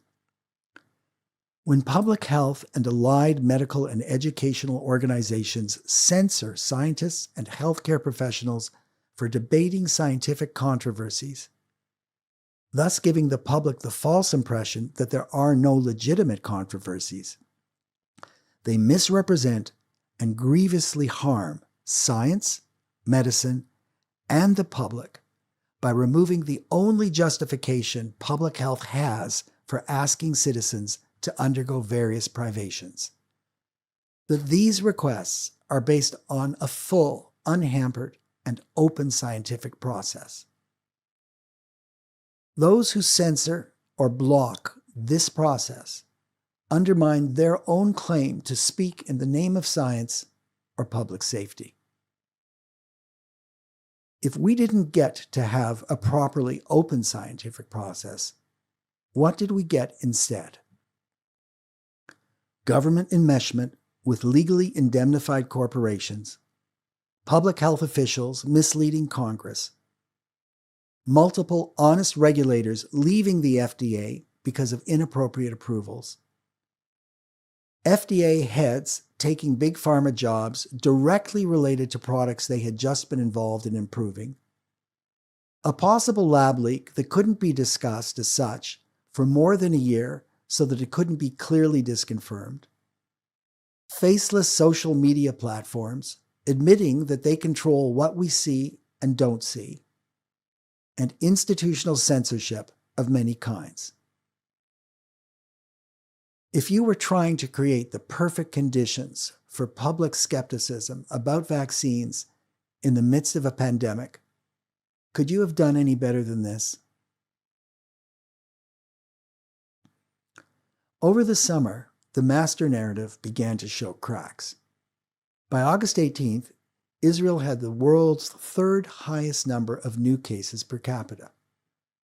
The health ministry retroactively released numbers showing that by midsummer, the Pfizer vaccine, which had been used in Israel extensively, was only 39% effective in preventing COVID infections, though much more effective in preventing severe disease. But additional data showed that at a time when 62% of the entire Israeli population had been vaccinated, over 60% of Israel's 400 hospitalized COVID cases were patients who'd been fully vaccinated. This meant that the vaccine was much more leaky than expected. By September 14th, Israel's Health Ministry Director General Nachman Ash reported that the country, even more heavily vaccinated than it had been in the summer, with 3 million, mostly elderly, of its 9 million citizens already having had a third shot, was now recording 10,000 new COVID cases a day. Quote, "That is a record that did not exist in the previous waves," close quote, Nachman said. It was also the highest number of COVID cases per capita of any country, beating out Mongolia and making Israel the, quote, "COVID capital of the world just months after leading the charge on vaccines," close quote. Many argued, correctly, yes, these breakthrough cases do occur, but they are usually mild and the vaccines are very good at protecting people from severe illness and death. But then conflicting statistics began to emerge. Israeli hospitals were so overloaded they were turning away COVID patients. 400 died in the first 2 weeks of September. Hospital staff were worn out and in a traumatic state, with one hospital director describing the situation as, quote, "catastrophic," adding that, quote, "the public knows absolutely nothing about it," close quote.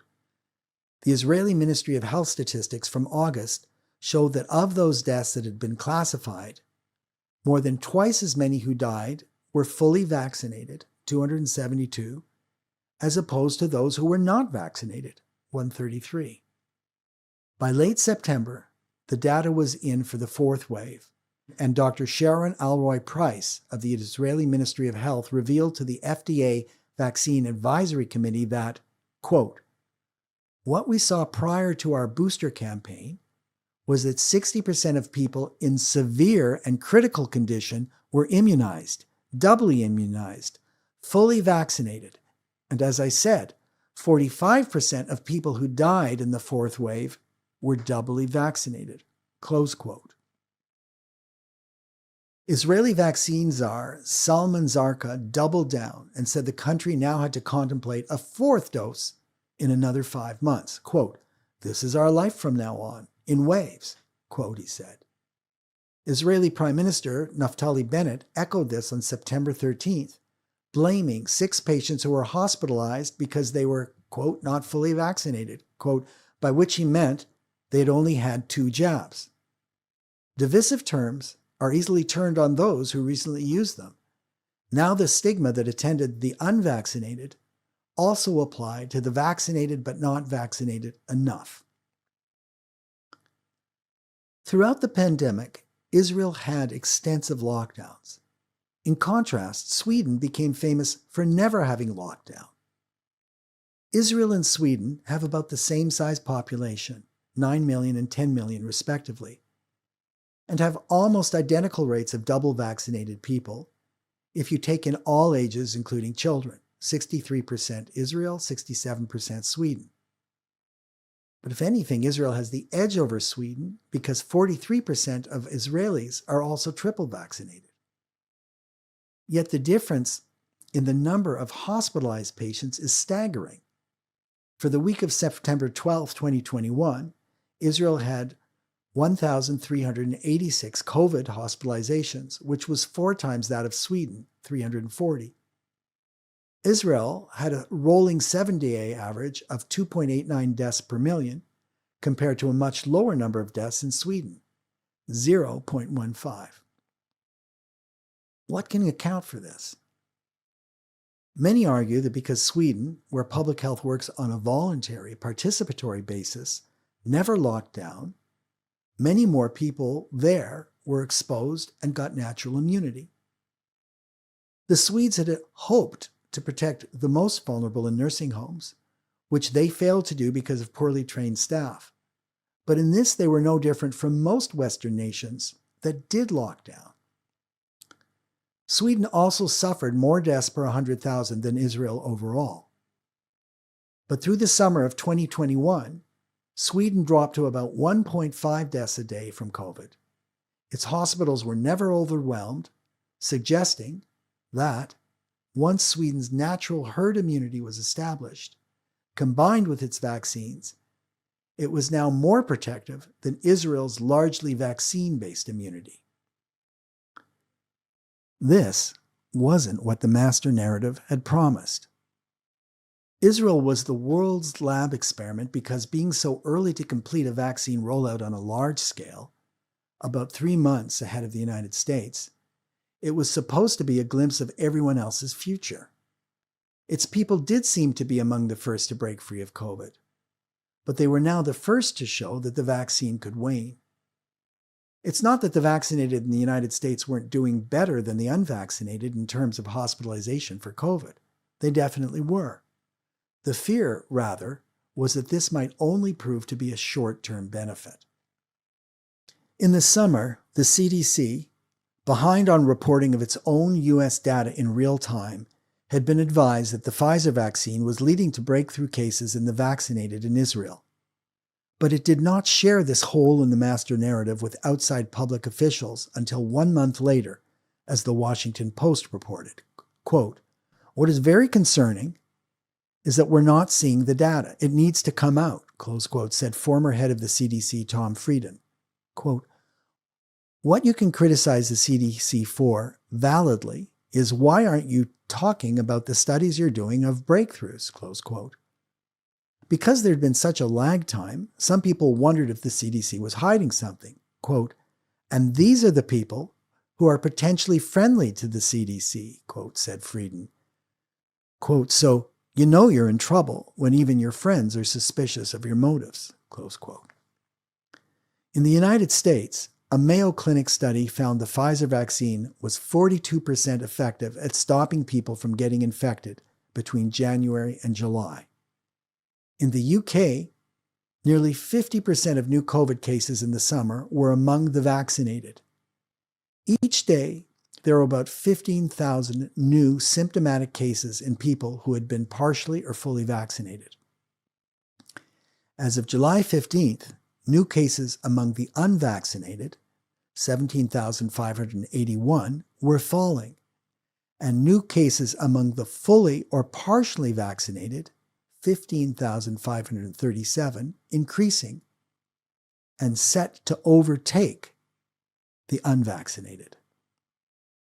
According to the CDC, of the 469 attendants at Provincetown, Massachusetts celebrations in July that tested positive for COVID, 74% had been fully vaccinated.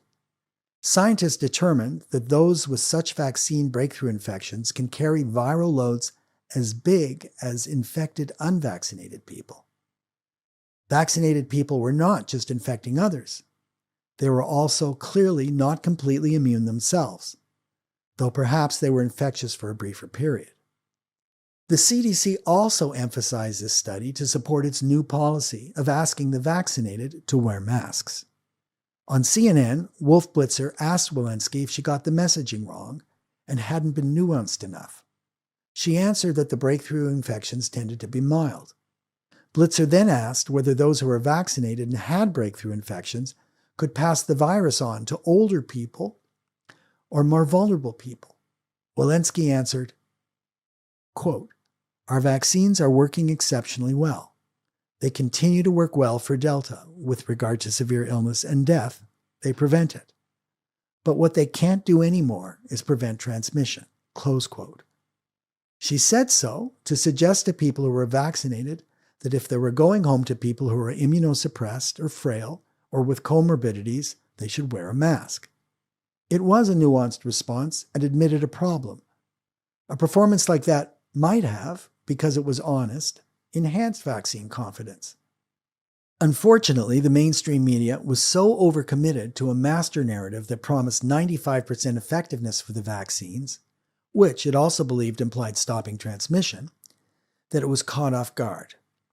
Instead of asking whether scientists had compared the infectiousness of the vaccinated with that of the unvaccinated, the media took Walensky's statement to mean that vaccinated people with breakthrough infections were just as likely to infect others as those who were not vaccinated and now had COVID. In this way, the episode transmitted more reasons for the vaccine hesitants to have doubts. Internal documents showed that at this point the CDC was scrambling to change its messaging, moving from the master narrative simplification that, quote, "vaccines are effective against disease," close quote, to the idea that vaccines are essential because they protect against death and hospitalization. The agency even changed its official definition of what a vaccine does from producing immunity to a specific disease to producing protection from it. The FDA had originally said that a vaccine less than 50% effective, defined as reducing the risk of having to see a doctor, would not be approved by regulators. Now, something that appeared to the public to be significantly less effective was being not just approved, but mandated. According to Israel's health ministry, the Pfizer vaccine data showed that in those who were vaccinated as early as January, about 5 months prior, it was only 16% effective. A large study in Qatar showed that the vaccine was waning at 5 months. In the United States, a Mayo Clinic found the Pfizer vaccine had dropped to 42% effectiveness, while the CDC found it dropped to 66% in just under 4 months of use. U.S. statistics showed that the vaccinated were still overall far less likely to get infected than the unvaccinated or to get serious illness. But Israel had been vaccinated earlier than the United States. So what lay ahead for America? It is noteworthy that this was the moment that U.S. government officials and the media chose to assert, soon on a daily basis, that the country was now in a, quote, pandemic of the unvaccinated, close quote, even though it was now clear that the vaccinated could get infected and transmit the virus. Every day, famous Americans, including entertainers, athletes, and politicians who had been doubly vaccinated, were having breakthrough infections. The message that this is only an epidemic of the unvaccinated is falling flat, close quote, noted Harvard epidemiologist Michael Mina. By this point, the hesitant were no longer the only ones who had doubts.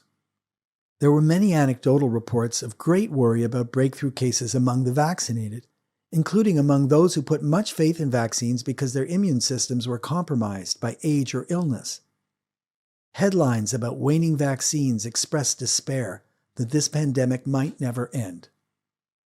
Instead of addressing how this disappointment might affect people, U.S. public health talking heads and Twitter-certified human nature experts turn now to behavioral psychology, a very American form of psychology, to deal with the crisis, treating their fellow citizens like children or lab rats to be given rewards when good and punishments when bad. Some seem to relish telling people that if they didn't just do what the experts told them to do, they'd lose their jobs, their place in school, or some other basic need, like mobility. Other more data-driven thinkers, including pro-vaccine physicians like Eric Topol, head of Scripps Research, and a man who regards the production of the mRNA vaccine as, quote, one of science and medical research's greatest achievements, close quote, now seem quite concerned about the Israeli data. Topol assembled many articles showing how vaccinated populations still fare much better relative to unvaccinated populations in the United States. But he also pointed out that breakthrough infections can't just be written off as simply caused by the new Delta variant escaping vaccine protection. Israeli data showed that the potency of the vaccines was fading after 5 months, contrary to what Pfizer claimed. Thus, the data showed that the earlier one was vaccinated, the less protection one had against Delta. That finding was crucial because it meant that the new wave in Israel was not simply caused because of a new variant that came along. The vaccines were losing potency over time. Fauci and Surgeon General Vivek Murthy stuck to their guns, continuing to emphasize to the public that the vast majority of all COVID deaths, 99.2% according to Fauci and 99.5% according to Murthy, were among the unvaccinated, a narrative that was picked up by news outlets which started reporting obsessively about states with high unvaccinated rates and filling the news cycle with one story after another about stupid, retrograde Americans succumbing to COVID, their final wish not being for those they loved, but for their medical practitioner to broadcast to the world their vaccine regret. But, as David Wallace Wells showed on August 12th in New York Magazine, Fauci's and Murthy's numbers were not rooted in what was currently happening in America. They were instead based on the COVID death data from January 1st, 2021 to date. If you think this through, you'll see what's obviously wrong. For the first months of the year, few Americans were yet vaccinated. So of course most deaths would technically be among the unvaccinated. Quote, 2/3 of 2021 cases and 80% of deaths came before April 1st, when only 15% of the country was fully vaccinated, close quote, Wallace Wells wrote. Quote, which means calculating year-to-date ratios means possibly underestimating the prevalence of breakthrough cases by a factor of 3 and breakthrough deaths by a factor of 5, close quote. What we desperately needed was a comparison of vaccinated to unvaccinated people by each month. But as Wallace Wells noted grimly, quote, unfortunately, more accurate month-to-month data is hard to assemble because the CDC stopped tracking most breakthrough cases in early May. Wallace Wells cited a New York Times analysis that claimed the vaccines were working to suppress severe outcomes from COVID infection by more than a factor of 100 for some states. But as Topol told Wallace Wells, quote, the breakthrough problem is much more concerning than what our public health officials have transmitted.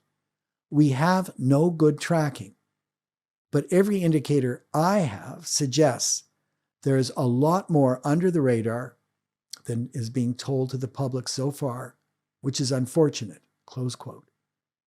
The result, Topol said, was a widening gap between the messaging from public health authorities and the meaning of the data emerging in real time. Quote, I think the problem we have is people, whether it's the CDC or the people that are doing the briefings, their big concern is they just want to get vaccinations up, and they don't want to punch any holes in the story about vaccines. But we can handle the truth, and that's what we should be getting, close quote. On August 23rd, FDA approval of the Pfizer vaccine came through. It was based on the same patients who were in the study that previously included only 2 months of follow-up, but which now had 6 months of follow-up. With the approval, Pfizer officially stopped the randomized control trials and informed the controls they never got the vaccine. Now that they know they are not vaccinated, the controls may well choose or be mandated to get vaccinated. so we won't be able to follow them as a control group anymore. That means the only randomized control trials we have of these vaccines are just 6 months long.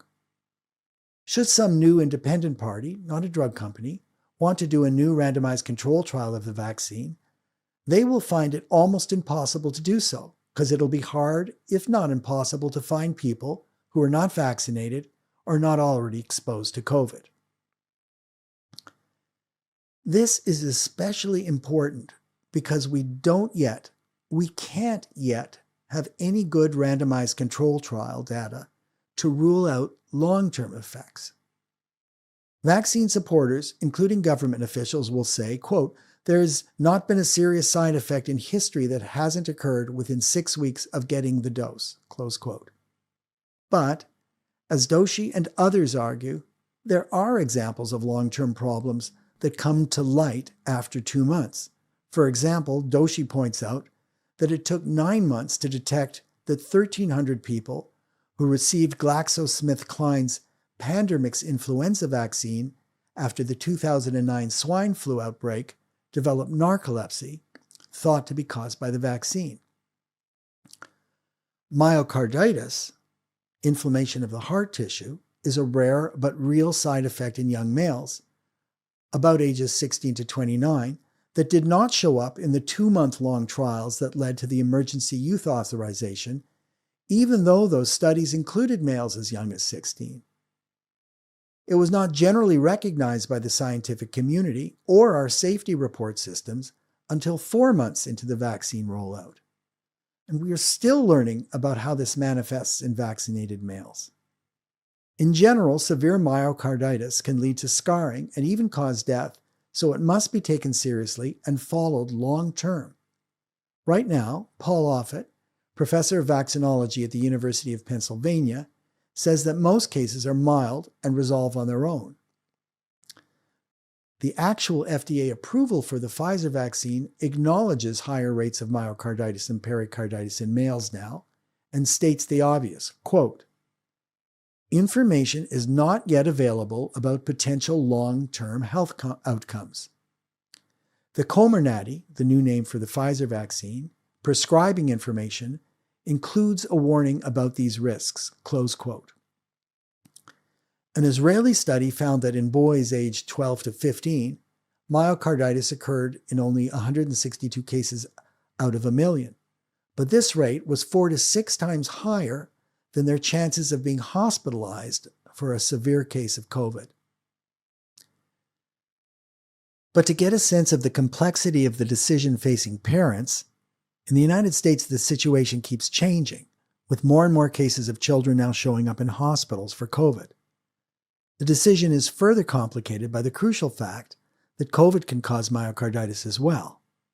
And we're just now learning that different vaccines seem to cause myocarditis at different rates. As of October, several countries, including Norway, Sweden, and Denmark, have put the Moderna vaccine, which is especially potent, on pause for younger people, and Iceland has suspended it for all ages. But these countries are not ending childhood vaccination, just recommending different vaccines. We're lucky to have options, but we could use good studies comparing the COVID-induced myocarditis rates and the vaccine-induced myocarditis rates by age and sex. Which is why it's so unfortunate that the RCTs were not much larger and that they didn't go on longer. Had they continued, and if their data ever became transparent, it could really help us in assessing long-term safety in a more reassuring way. That's what RCTs are good at. One can more persuasively demonstrate that a vaccine doesn't have these effects if there's a proper vaccine-free, COVID-free control group. But if vaccines continue to be pushed as the one and only answer, we will never know if certain health problems emerge because there will be no normal vaccine-free group left for comparison. It's a development that's quite disconcerting, for it suggests a wish not to know. When the pandemic first broke, many were certain that the developing countries, with their inability to afford vaccines, malnutrition, crowded cities, and lower numbers of healthcare workers, would be universally devastated. But that prediction turned out not to be true.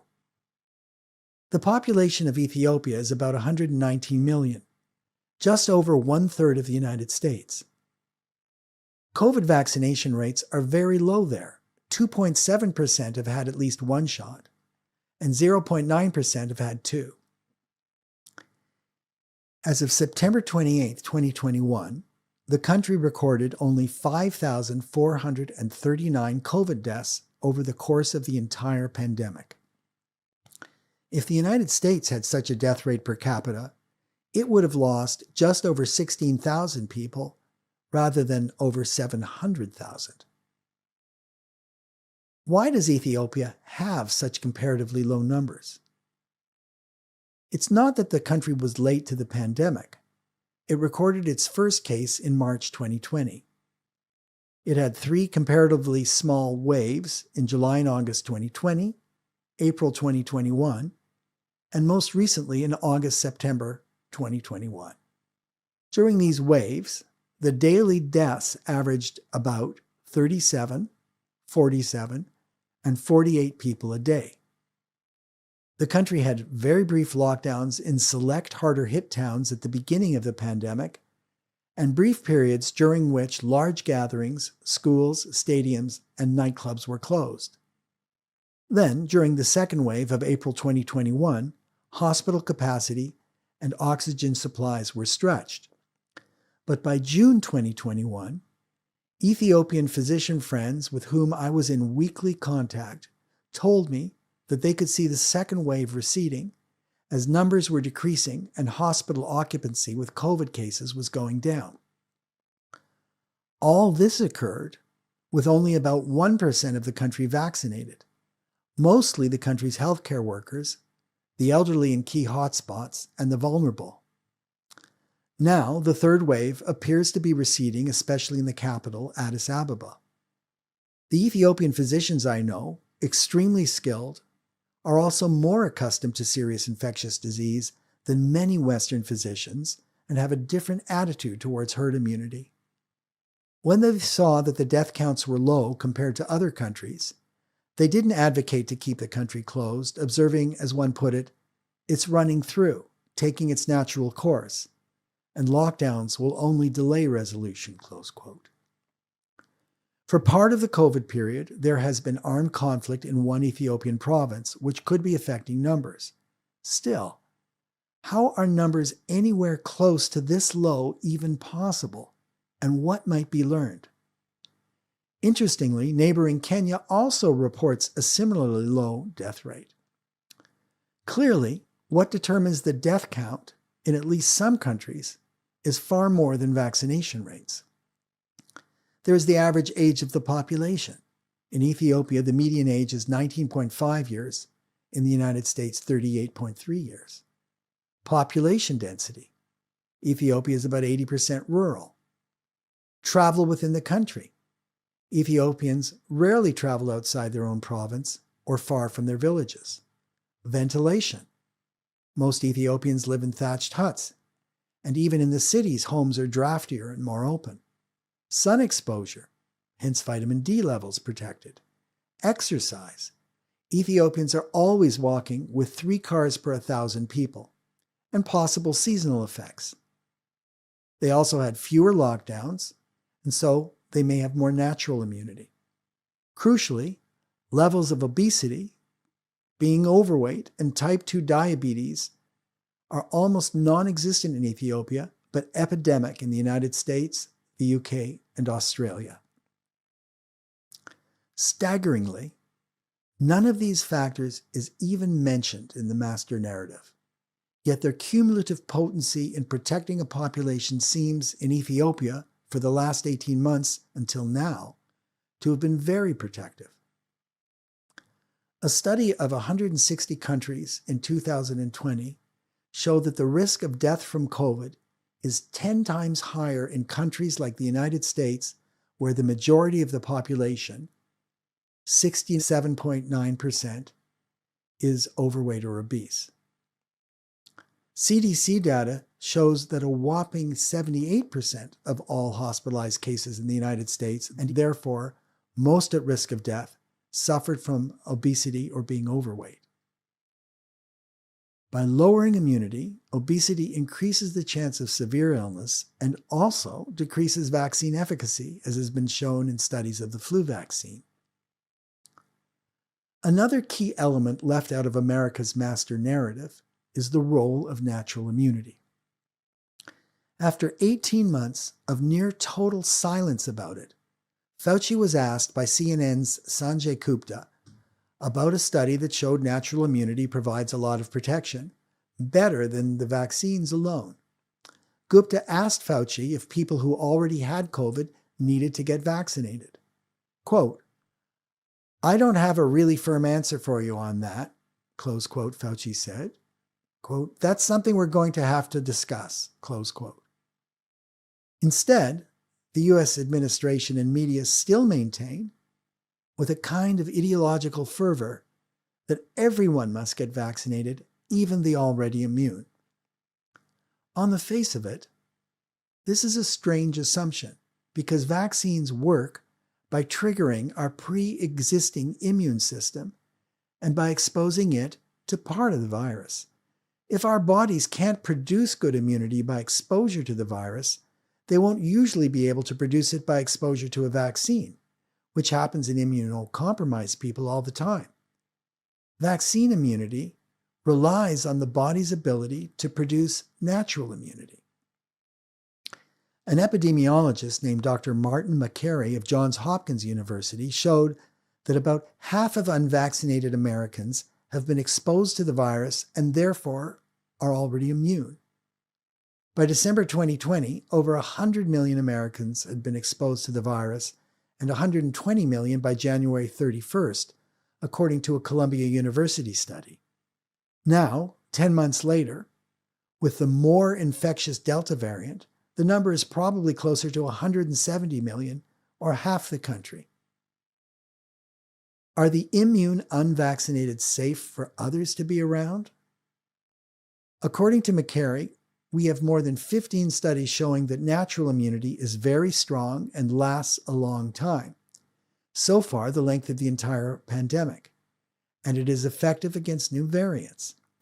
The reinfection rate for someone who had COVID was shown to be 0.65% in a Danish study, or 1% in a British study and some others. A number of studies suggest it may last for years.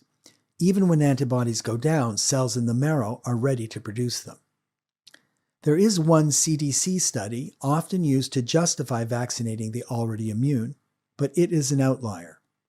To its credit, the study begins by stating that, quote, "Few real-world epidemiological studies exist to support the benefit of vaccination for previously infected persons," close quote. It then purports to show that COVID vaccine immunity is 2.3 times as protective as natural immunity based on a single 2-month study from Kentucky. Makary says that the study was, quote, "dishonest," close quote, and asks why the CDC chose just 2 months of data to evaluate when it had 19 months worth on hand, and, quote, "why one state when you have 50 states," close quote. But perhaps the key weakness, as Harvard's Martin Kulldorff points out, is that they used a positive PCR test to measure whether someone was infected, and not whether the person actually experienced a symptomatic infection, the key point. The problem with the PCR test is it is good at detecting viral DNA, but can't distinguish whether the materials are intact particles, which are infectious, or merely degraded fragments, which are not. But when actual symptomatic infection has been looked at, natural immunity comes out better. A huge Israeli study of about 76,000 people, the largest on the subject, has compared the rate of symptomatic reinfection in those who had been vaccinated, the breakthrough infection rate, with the symptomatic reinfection of those who had COVID. The data has been circulated, though not yet peer-reviewed, and it is consistent with other studies showing better protection for the previously infected. It found that people who had a previous COVID infection and beat it with natural immunity in January or February 2021 were 27 times less likely to get a symptomatic reinfection than those who got immunity from the vaccine. A Washington University study showed that even a mild infection gives long-lasting immunity. Along with McCary of Johns Hopkins, among those on record willing to question the need for vaccination of the already immune are Drs. Kuldorf, the Harvard epidemiologist, Vinay Prasad, a hematologist-oncologist and associate professor of epidemiology and biostatistics at the University of California, San Francisco, Harvey Rich, a Yale epidemiologist, and Jayanta Bhattacharya, a Stanford epidemiologist. Offit, who is on the FDA Vaccine Advisory Committee, is an interesting case, as he both argues for mandates but concedes that it's reasonable for the already immune to not want to be vaccinated. Asked by the pro-vaccine Zubin Damania, a Stanford-trained internist who goes by the pseudonym ZDoggMD on his viral interview show, what he would say to someone who asks, "Why should I be forced, compelled, mandated to get a vaccine when I've gotten natural COVID?" Offit answered, "I think that's fair. I think if you've been naturally infected, it's reasonable that you could say, look, I believe I'm protected based on studies that show I have high frequencies of memory plasmablasts in my bone marrow. I'm good. I think that's a reasonable argument," close quote. The problem, as Offit noted in another interview, quote, "is that bureaucratically it's a nightmare," close quote. But a bureaucratic problem is not a scientific one, which is how this is widely presented. And the question is, a problem compared to what? Several million immune people fired and now resentful of public health? When asked by Damania whether there might be a test that can prove a person has had COVID and recovered and thus has natural immunity, Offit explained that there is a blood test for antibodies to the nuclear protein of the virus, which could show up if someone had had the virus and is now immune. Imagine how much mental anguish and needless societal disruption might be relieved if, among the billions we are spending, we spent enough to make such tests widely available. Indeed, the very fact that we frame the threat debate between the vaccinated and the unvaccinated has always been peculiar. Some epidemiologists point out that the categories we should be thinking of instead are the immune and those who are not immune. The European Union has a digital COVID certificate, which is not limited to proof of vaccination. You can get one and travel if you've been vaccinated or if you've recovered from COVID-19. This allows travel among all EU member states. American officials always proclaim they're following the science. But obviously, if the science gave clear orders, then European scientists would have received them too. Let's say, for the purpose of argument, that you accept natural immunity as equally good or better than vaccine immunity. What are the ethical consequences? Vaccinating people who've had COVID without informing them that the data says they don't need it overrides both informed consent and the classical medical ethic of not treating without a medical necessity. When one gives any intervention that is not medically necessary or especially beneficial, then the cost-benefit analysis of risk versus little or no benefit is weighted in favor of risk, which overrides the first principle of Hippocratic medicine. First, do no harm. It's also arguably selfish to vaccinate those in wealthy countries who already have natural immunity, for it deprives poor countries, short of vaccines, of protection for their vulnerable populations. It's not lost on the vaccine hesitant that vaccine exemptions for those who already had COVID would immediately slash the projected profits of Big Pharma. Pharma knows that poor countries might not be able to afford the leftovers at full fee. Vaccination is a tool, a means to an end, immunity. But the American government has made the means, vaccination, the new end. This strange substitution, or reversal, reveals the master narrative to be the expression not of science, but of a new kind of scientistic ideology, which we might call vaccinism. But vaccinism is not a treatment.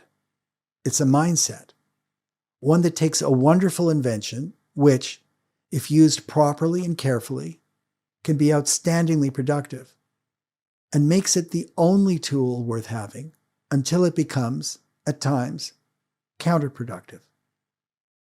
It makes no exceptions. Indeed, it's insulted by the idea of any exemptions.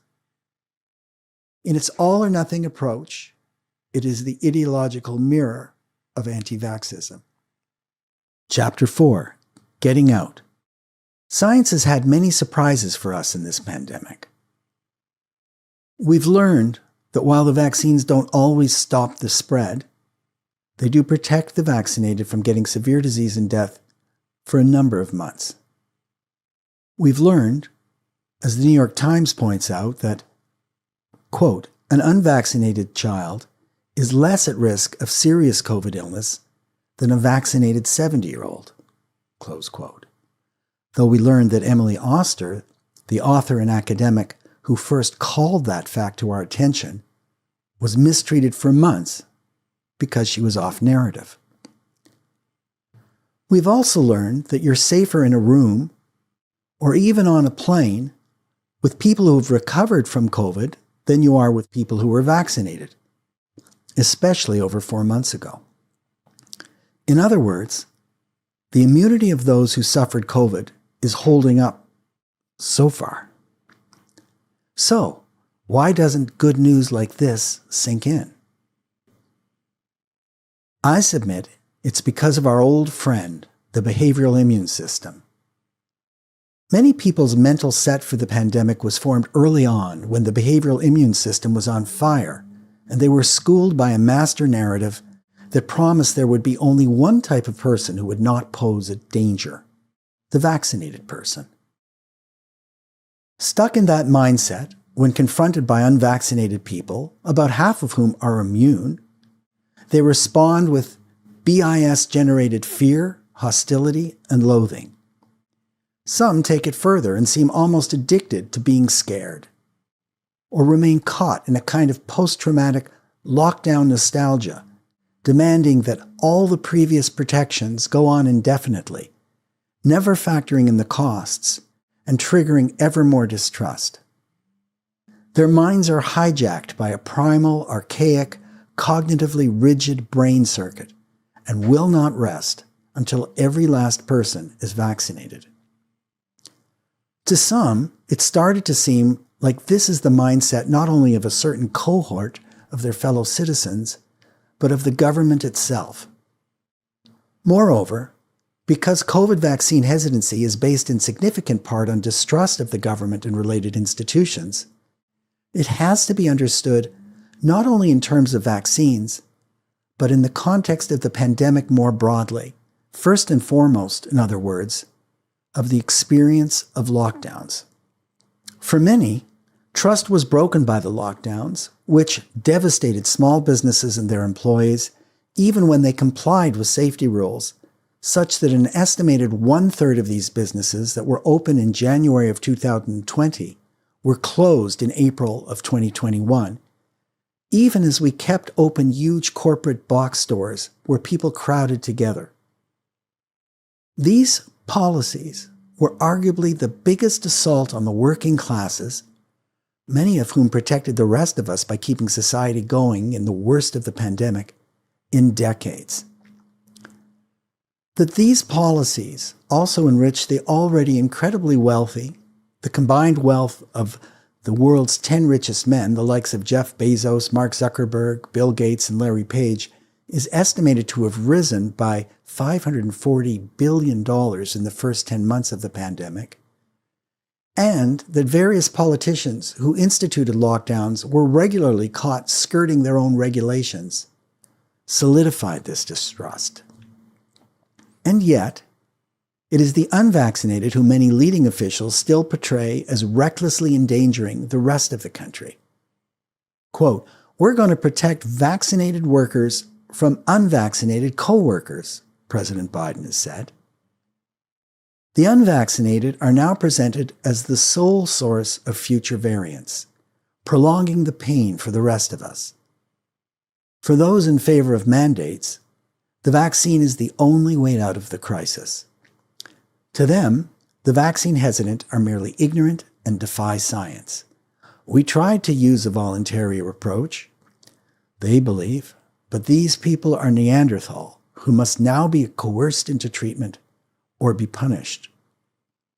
Among the punishments called for is not just loss of employment, but also of unemployment insurance, health care, access to ICU beds, even the ability to go to grocery stores.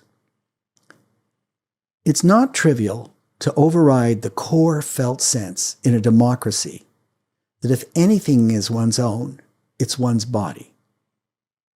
The idea of the state or a doctor performing a medical procedure forcibly on a person or drugging them into compliance without their consent is an abiding, terrifying theme of many science fiction dystopias, and it is a fear that runs very deep in the modern psyche. This fear runs deeper in some people than their fear of the virus or losing their jobs or pensions, as we are seeing. History shows that these are not just fantasies. Past medical and public health abuses really did make use of forced injections of drugs, operations, sterilizations, and even psychiatric abuses in totalitarian and democratic societies both. Moreover, to say to the unvaccinated, but it's in the name of the greater good, is to make the utilitarian argument that we must strive for the most good for the greatest number of people. A version of utilitarianism is often the governing philosophy of public health. But this raises a series of questions. How are we measuring the good? Is it the same for all people? Should it be up to your 89-year-old grandmother, who has little time left, to decide whether to spend the remaining years of her life in total isolation or risk COVID but see her loved ones? And the bigger questions. Can you explain how you are helping the group when, by overriding individual rights, you degrade the group as a whole by weakening each individual within it? Are you aware that the greatest evils in history have also always been done in the name of that abstraction, the greater good? Without first answering such questions, utilitarianism is but a shallow form of arithmetic, one passing itself off as moral philosophy. It is not irrational for people to insist that public discourse seriously engage questions like these, and that any state compulsion related to people's bodies be based on a flawless, airtight argument that is well communicated. That has not happened. What, in rational political and public health terms, is the state's best justification for mandating that people be injected en masse with a medicine? The first justification for mandates is that they get us to herd immunity faster. But, as Stanford epidemiologist Jay Bhattacharya and Arizona State University economist Jonathan Ketchum note, quote, "We have good reason to doubt that, if most everyone got vaccinated, we'd achieve herd immunity," close quote. This is because, as we've seen, current vaccines are fading at about 5 months. Even scientists who believe vaccines will help get us to herd immunity are divided on what percentage of the population needs to be vaccinated to get us there. Early in the pandemic, Fauci said we needed as low as 60 to 70% to reach herd immunity, but as time went on, he increased the numbers.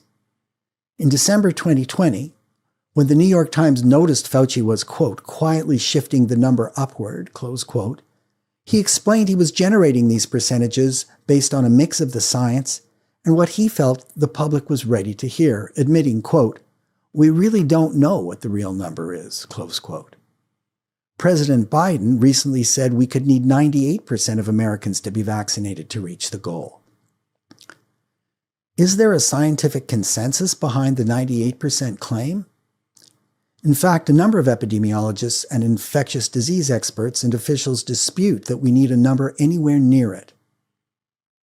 Even those who are pro-mandate, like Dr. Monica Gandhi, professor of clinical medicine at the University of California, San Francisco, believes that, quote, there is no evidence that we need that high of a vaccination rate, 98%, to get back to normal, close quote. Other countries, like Denmark, have opted for a 74% vaccination rate as acceptable in order to lift certain restrictions, especially if the most vulnerable are vaccinated at a higher rate. Norway lifted all restrictions when it got to a 67% vaccination rate. The point here is that the science is shifting, sometimes by the day. It is reasonable for people who notice this to feel concerned about it, and it is, at the very least, churlish to present them as merely irrational. The second justification for mandates is that the state has an obligation to protect those who cannot protect themselves from an infectious disease passed on to them by others, i.e., the unvaccinated do not have a right to, quote, recklessly endanger, close quote, and infect others. But as many have pointed out, it is hard to describe our current moment quite this way, since vaccines and now boosters are freely and widely available so people can protect themselves if they wish. Of course, this reveals the real problem, which is that vaccinated people do not, in fact, get comprehensive immunity, as in the case, for example, of the polio or measles vaccines.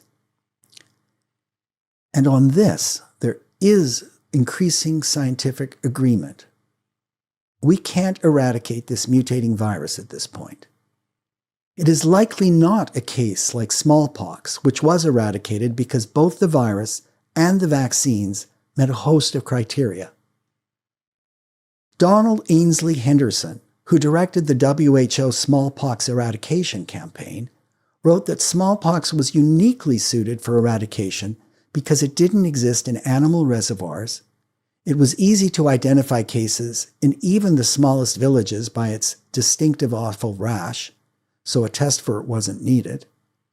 The vaccine gave immunity that lasted a decade, and natural immunity was easy to identify by the scars smallpox left. COVID satisfies none of these conditions. Quote, if we are forced to choose a vaccine that gives only 1 year of protection, close quote, said Larry Brilliant, an epidemiologist also involved in smallpox elimination, quote, then we are doomed to have COVID become endemic, an infection that is always with us, close quote. He and 5 other scientists have since argued together that COVID is not going away because it's growing in a dozen animal species, and variants allow it to pop up in places that once beat it back. Indeed, this is the reason that some scientists argue we need over 90% of people vaccinated to keep America safe from a virus that will ping-pong around the unvaccinated parts of the globe for years. As Brilliant and colleagues wrote recently, quote, among humans, global herd immunity, once promoted as a singular solution, is unreachable. Close quote. So, if it's correct that we can't eradicate the virus and we can't get lasting vaccine-induced herd immunity, what is our goal? It would be, to use Monica Gandhi's phrase, to get back to normal. It would mean accepting some natural herd immunity and putting more focus on saving lives by other means alongside vaccines, including better outpatient medications to catch COVID early and keep people out of the hospital, lowering our individual risk factors, and speeding delivery of vaccines to the highly vulnerable when an outbreak occurs and prioritizing them over people who are already immune. That the justifications originally given for mass public mandates are so weakened is one of COVID's many unexpected challenges, one that requires flexible thinking, new kinds of planning, and above all, acknowledgement, lest its denial becomes yet another example of bungled trust. In tackling the trust problem generally, we can return to the two kinds of public health systems, the coercive and the participatory. The United States has all sorts of mandates, but also continues to have significantly high rates of vaccine hesitancy and vaccine avoidance. In contrast, Sweden is the leading example of a participatory public health model. Quote, Sweden has one of the highest vaccination rates in the world and the highest confidence in vaccines in the world. But there's absolutely no mandate. Kulldorff, again, one of the world's leading epidemiologists and a specialist in vaccine safety and consultant to the ACIP COVID-19 vaccine safety technical subgroup, notes, quote, if you want to have high confidence in vaccines, it has to be voluntary. If you force something on people, if you coerce somebody to do something, that can backfire. Public health has to be based on trust. If public health officials want the public to trust them, public health officials also have to trust the public. Close quote. Just as pharma's indemnification removed its incentive to improve safety, so do mandates remove public health's incentive to have better, more consistent communication, to listen, understand, educate, and persuade, which is what builds trust. Kulldorff is echoed by Damania, who is by my estimate one of the most effective persuaders of the vaccine hesitant. Quote, I've been so wrong in the past about things, close quote, he noted in a video.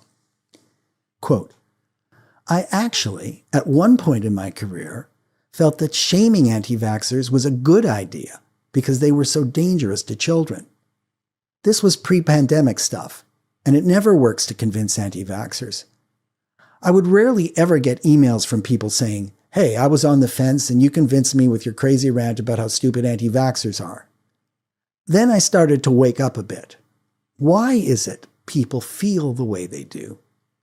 And when you really dig into it, you go, I can empathize with that. Actually, we share the same goal, which is our kids should be healthy. And you really think this is going to help. So of course you're going to. In fact, I should love you for trying to do the right thing for your kids. Close quote.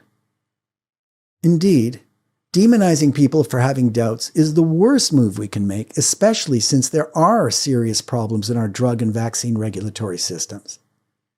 Some health organizations have become concerned enough about the effects of non-transparency that a group is formed made up of the Leslie Dan Faculty of Pharmacy, University of Toronto, Transparency International, and the WHO Collaborating Center for Governance, Accountability, and Transparency in the Pharmaceutical Sector.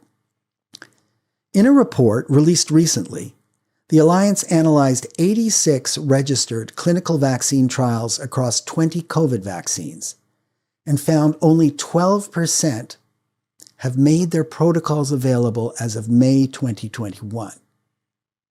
Scores of key decisions affecting the public were never made available. The US government should immediately give the public and outside scientists access to raw data on which studies are based and the minutes of meetings where major decisions are made on policies like mandates. We need the kinds of transparency Peter Doidge has asked for from pharma and Kesselheim did from the FDA. Doidge and some colleagues from Oxford have asked, for instance, what the rationale was for the regulatory agencies to allow pharma companies not to choose hospitalization, death, or viral transmission as endpoints in the authorization studies. Let's see the internal deliberations. Let's see the minutes of crucial meetings. All these researchers are doing is being true to the motto of the Royal Society, the first national scientific institution ever established. Nullius in verba. Take nobody's word for it. Acknowledging severe problems in regulatory agencies or within pharma doesn't mean believing that everything that system produces is tainted, or that all the people in those institutions are corrupt. In fact, it defends those with the most integrity. because it is they who are the most frustrated by a system that requires radical restructuring and new leadership. Even if, especially if, we think of ourselves as pro-vaccine, we should want to rescue this extraordinary technology from the flawed and broken system of poor regulation, insufficiently transparent testing, and manipulative messaging.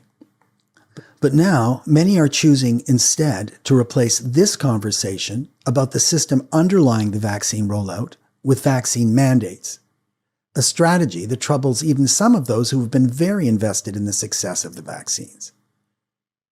Quote, "Right now, with these vaccine mandates and vaccine passports, this coercive thing is turning a lot of people away from vaccines and not trusting them for very understandable reasons," Kaldorf says.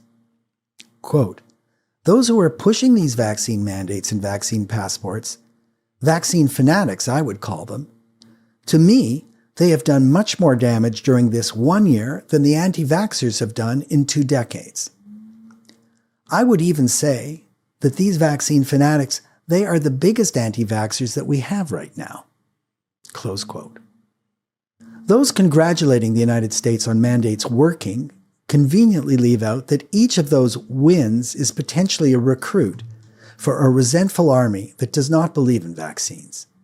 Imagine a scenario already unfolding in Israel in which regular boosters are deemed necessary.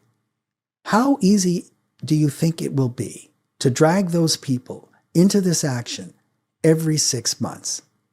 Wouldn't it have been more effective to have enabled them to own these actions for themselves much earlier, thereby making it more likely that they would sustain them? There are ways for all of us, medical professionals or not, to stop the bleeding, beginning with changing our orientation to those who are skeptical. I have to return here to Demania, whose widely watched videos have attempted to persuade the hesitant to get vaccinated. Quote, "I love the coronavirus vaccines," he has said. Quote, "They work, they save lives, they prevent severe disease. Immunity is our only way through a pandemic, whether it is naturally being infected or being vaccinated," close quote. And yet he too believes that mandates are, quote, "going to set back the cause of vaccination and increase tribal division," close quote. Instead of coercion, he offers engagement. When a viewer in the chat or in a personal email to him raises concerns, Demania doesn't minimize it or go around the problems. He works through them. He addresses conflicting studies, bringing on some of the world's finest epidemiologists and public health experts, and shows us the real world of physicians and scientists agreeing and disagreeing. He acknowledges when the science is not as airtight as officials present it. And he doesn't use a one-size-fits-all approach if he can avoid it. If a person raises a personal health issue, an allergy, or an immune issue, or cardiac problem, he factors it in, and sometimes a person decides to get the shot. Sometimes they decide not to, and he wishes them well. As a result, people feel listened to, and in turn become more open to listening to what he has to say. Whether one agrees with his advice or not, I often agree or come to agree, but not every time. His respectful approach seems to me irreproachable and, to judge from the results, effective. In addition to primary care physicians, those who are pro-vaccine but not professionals also have a role to play here in acknowledging that some of their fellow citizens' distrust is utterly warranted. The seemingly bottomless lining of pharmaceutical pockets, the unconscionable censorship of scientists, the grotesqueness of seeing the rich unmasked at a Met Gala waited on by a masked servant class, the downsides of and controversy around masking school children, and more. If they are not listened to when they are obviously right, why would they listen to others? Some might come to the end of this essay and wonder why I, so cognizant of all the problems with the U.S. regulatory process and study transparency, got vaccinated. I did so when I had time to think through my own situation, as many physician friends did. We knew that COVID was, for many, a beast not taken lightly. Like them, I used an individualized approach, which ideally everyone should be able to do with their own physicians if they have special health issues. For me, this meant taking into account how prevalent the virus was at the time in my area, its lethality and possible long-term effects in someone my own age, sex, with my own health history, and the probability of side effects known at the time, and my own response to vaccines in the past, and the fact that I had no allergies to the additives. There were transparency problems with the clinical trials, which meant there was a lot we did not know.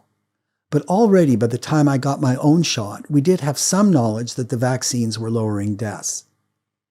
While factoring in my own risk tolerance, I tried not to pretend I knew more than I really did about COVID or the vaccines.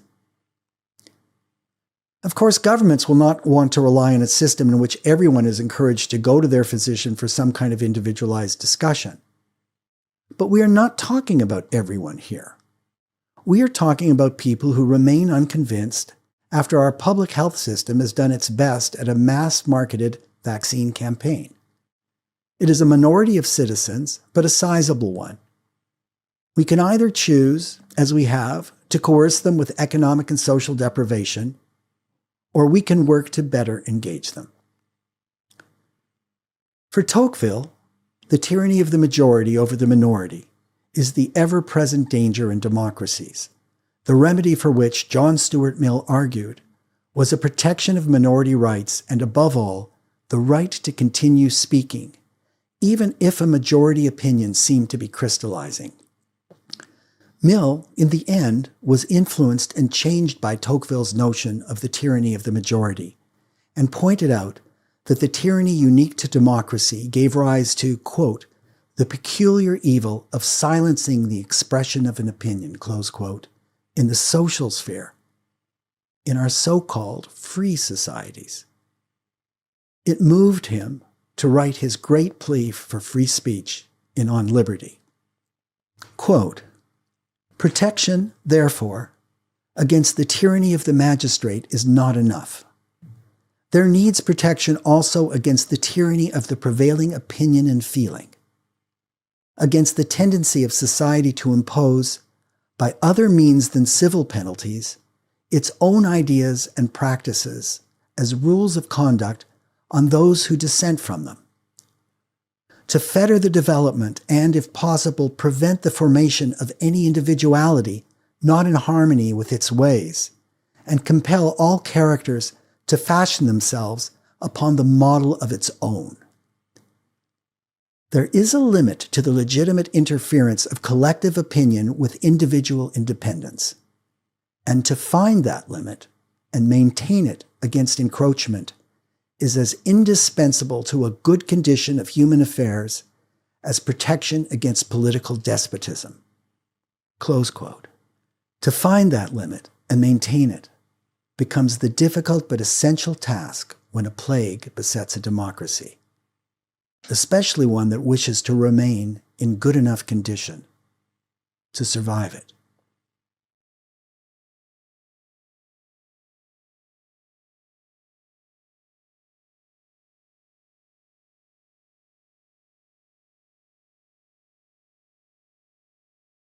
Needlepoint's the article, plus all the links to the references, is available at tabletmag.com.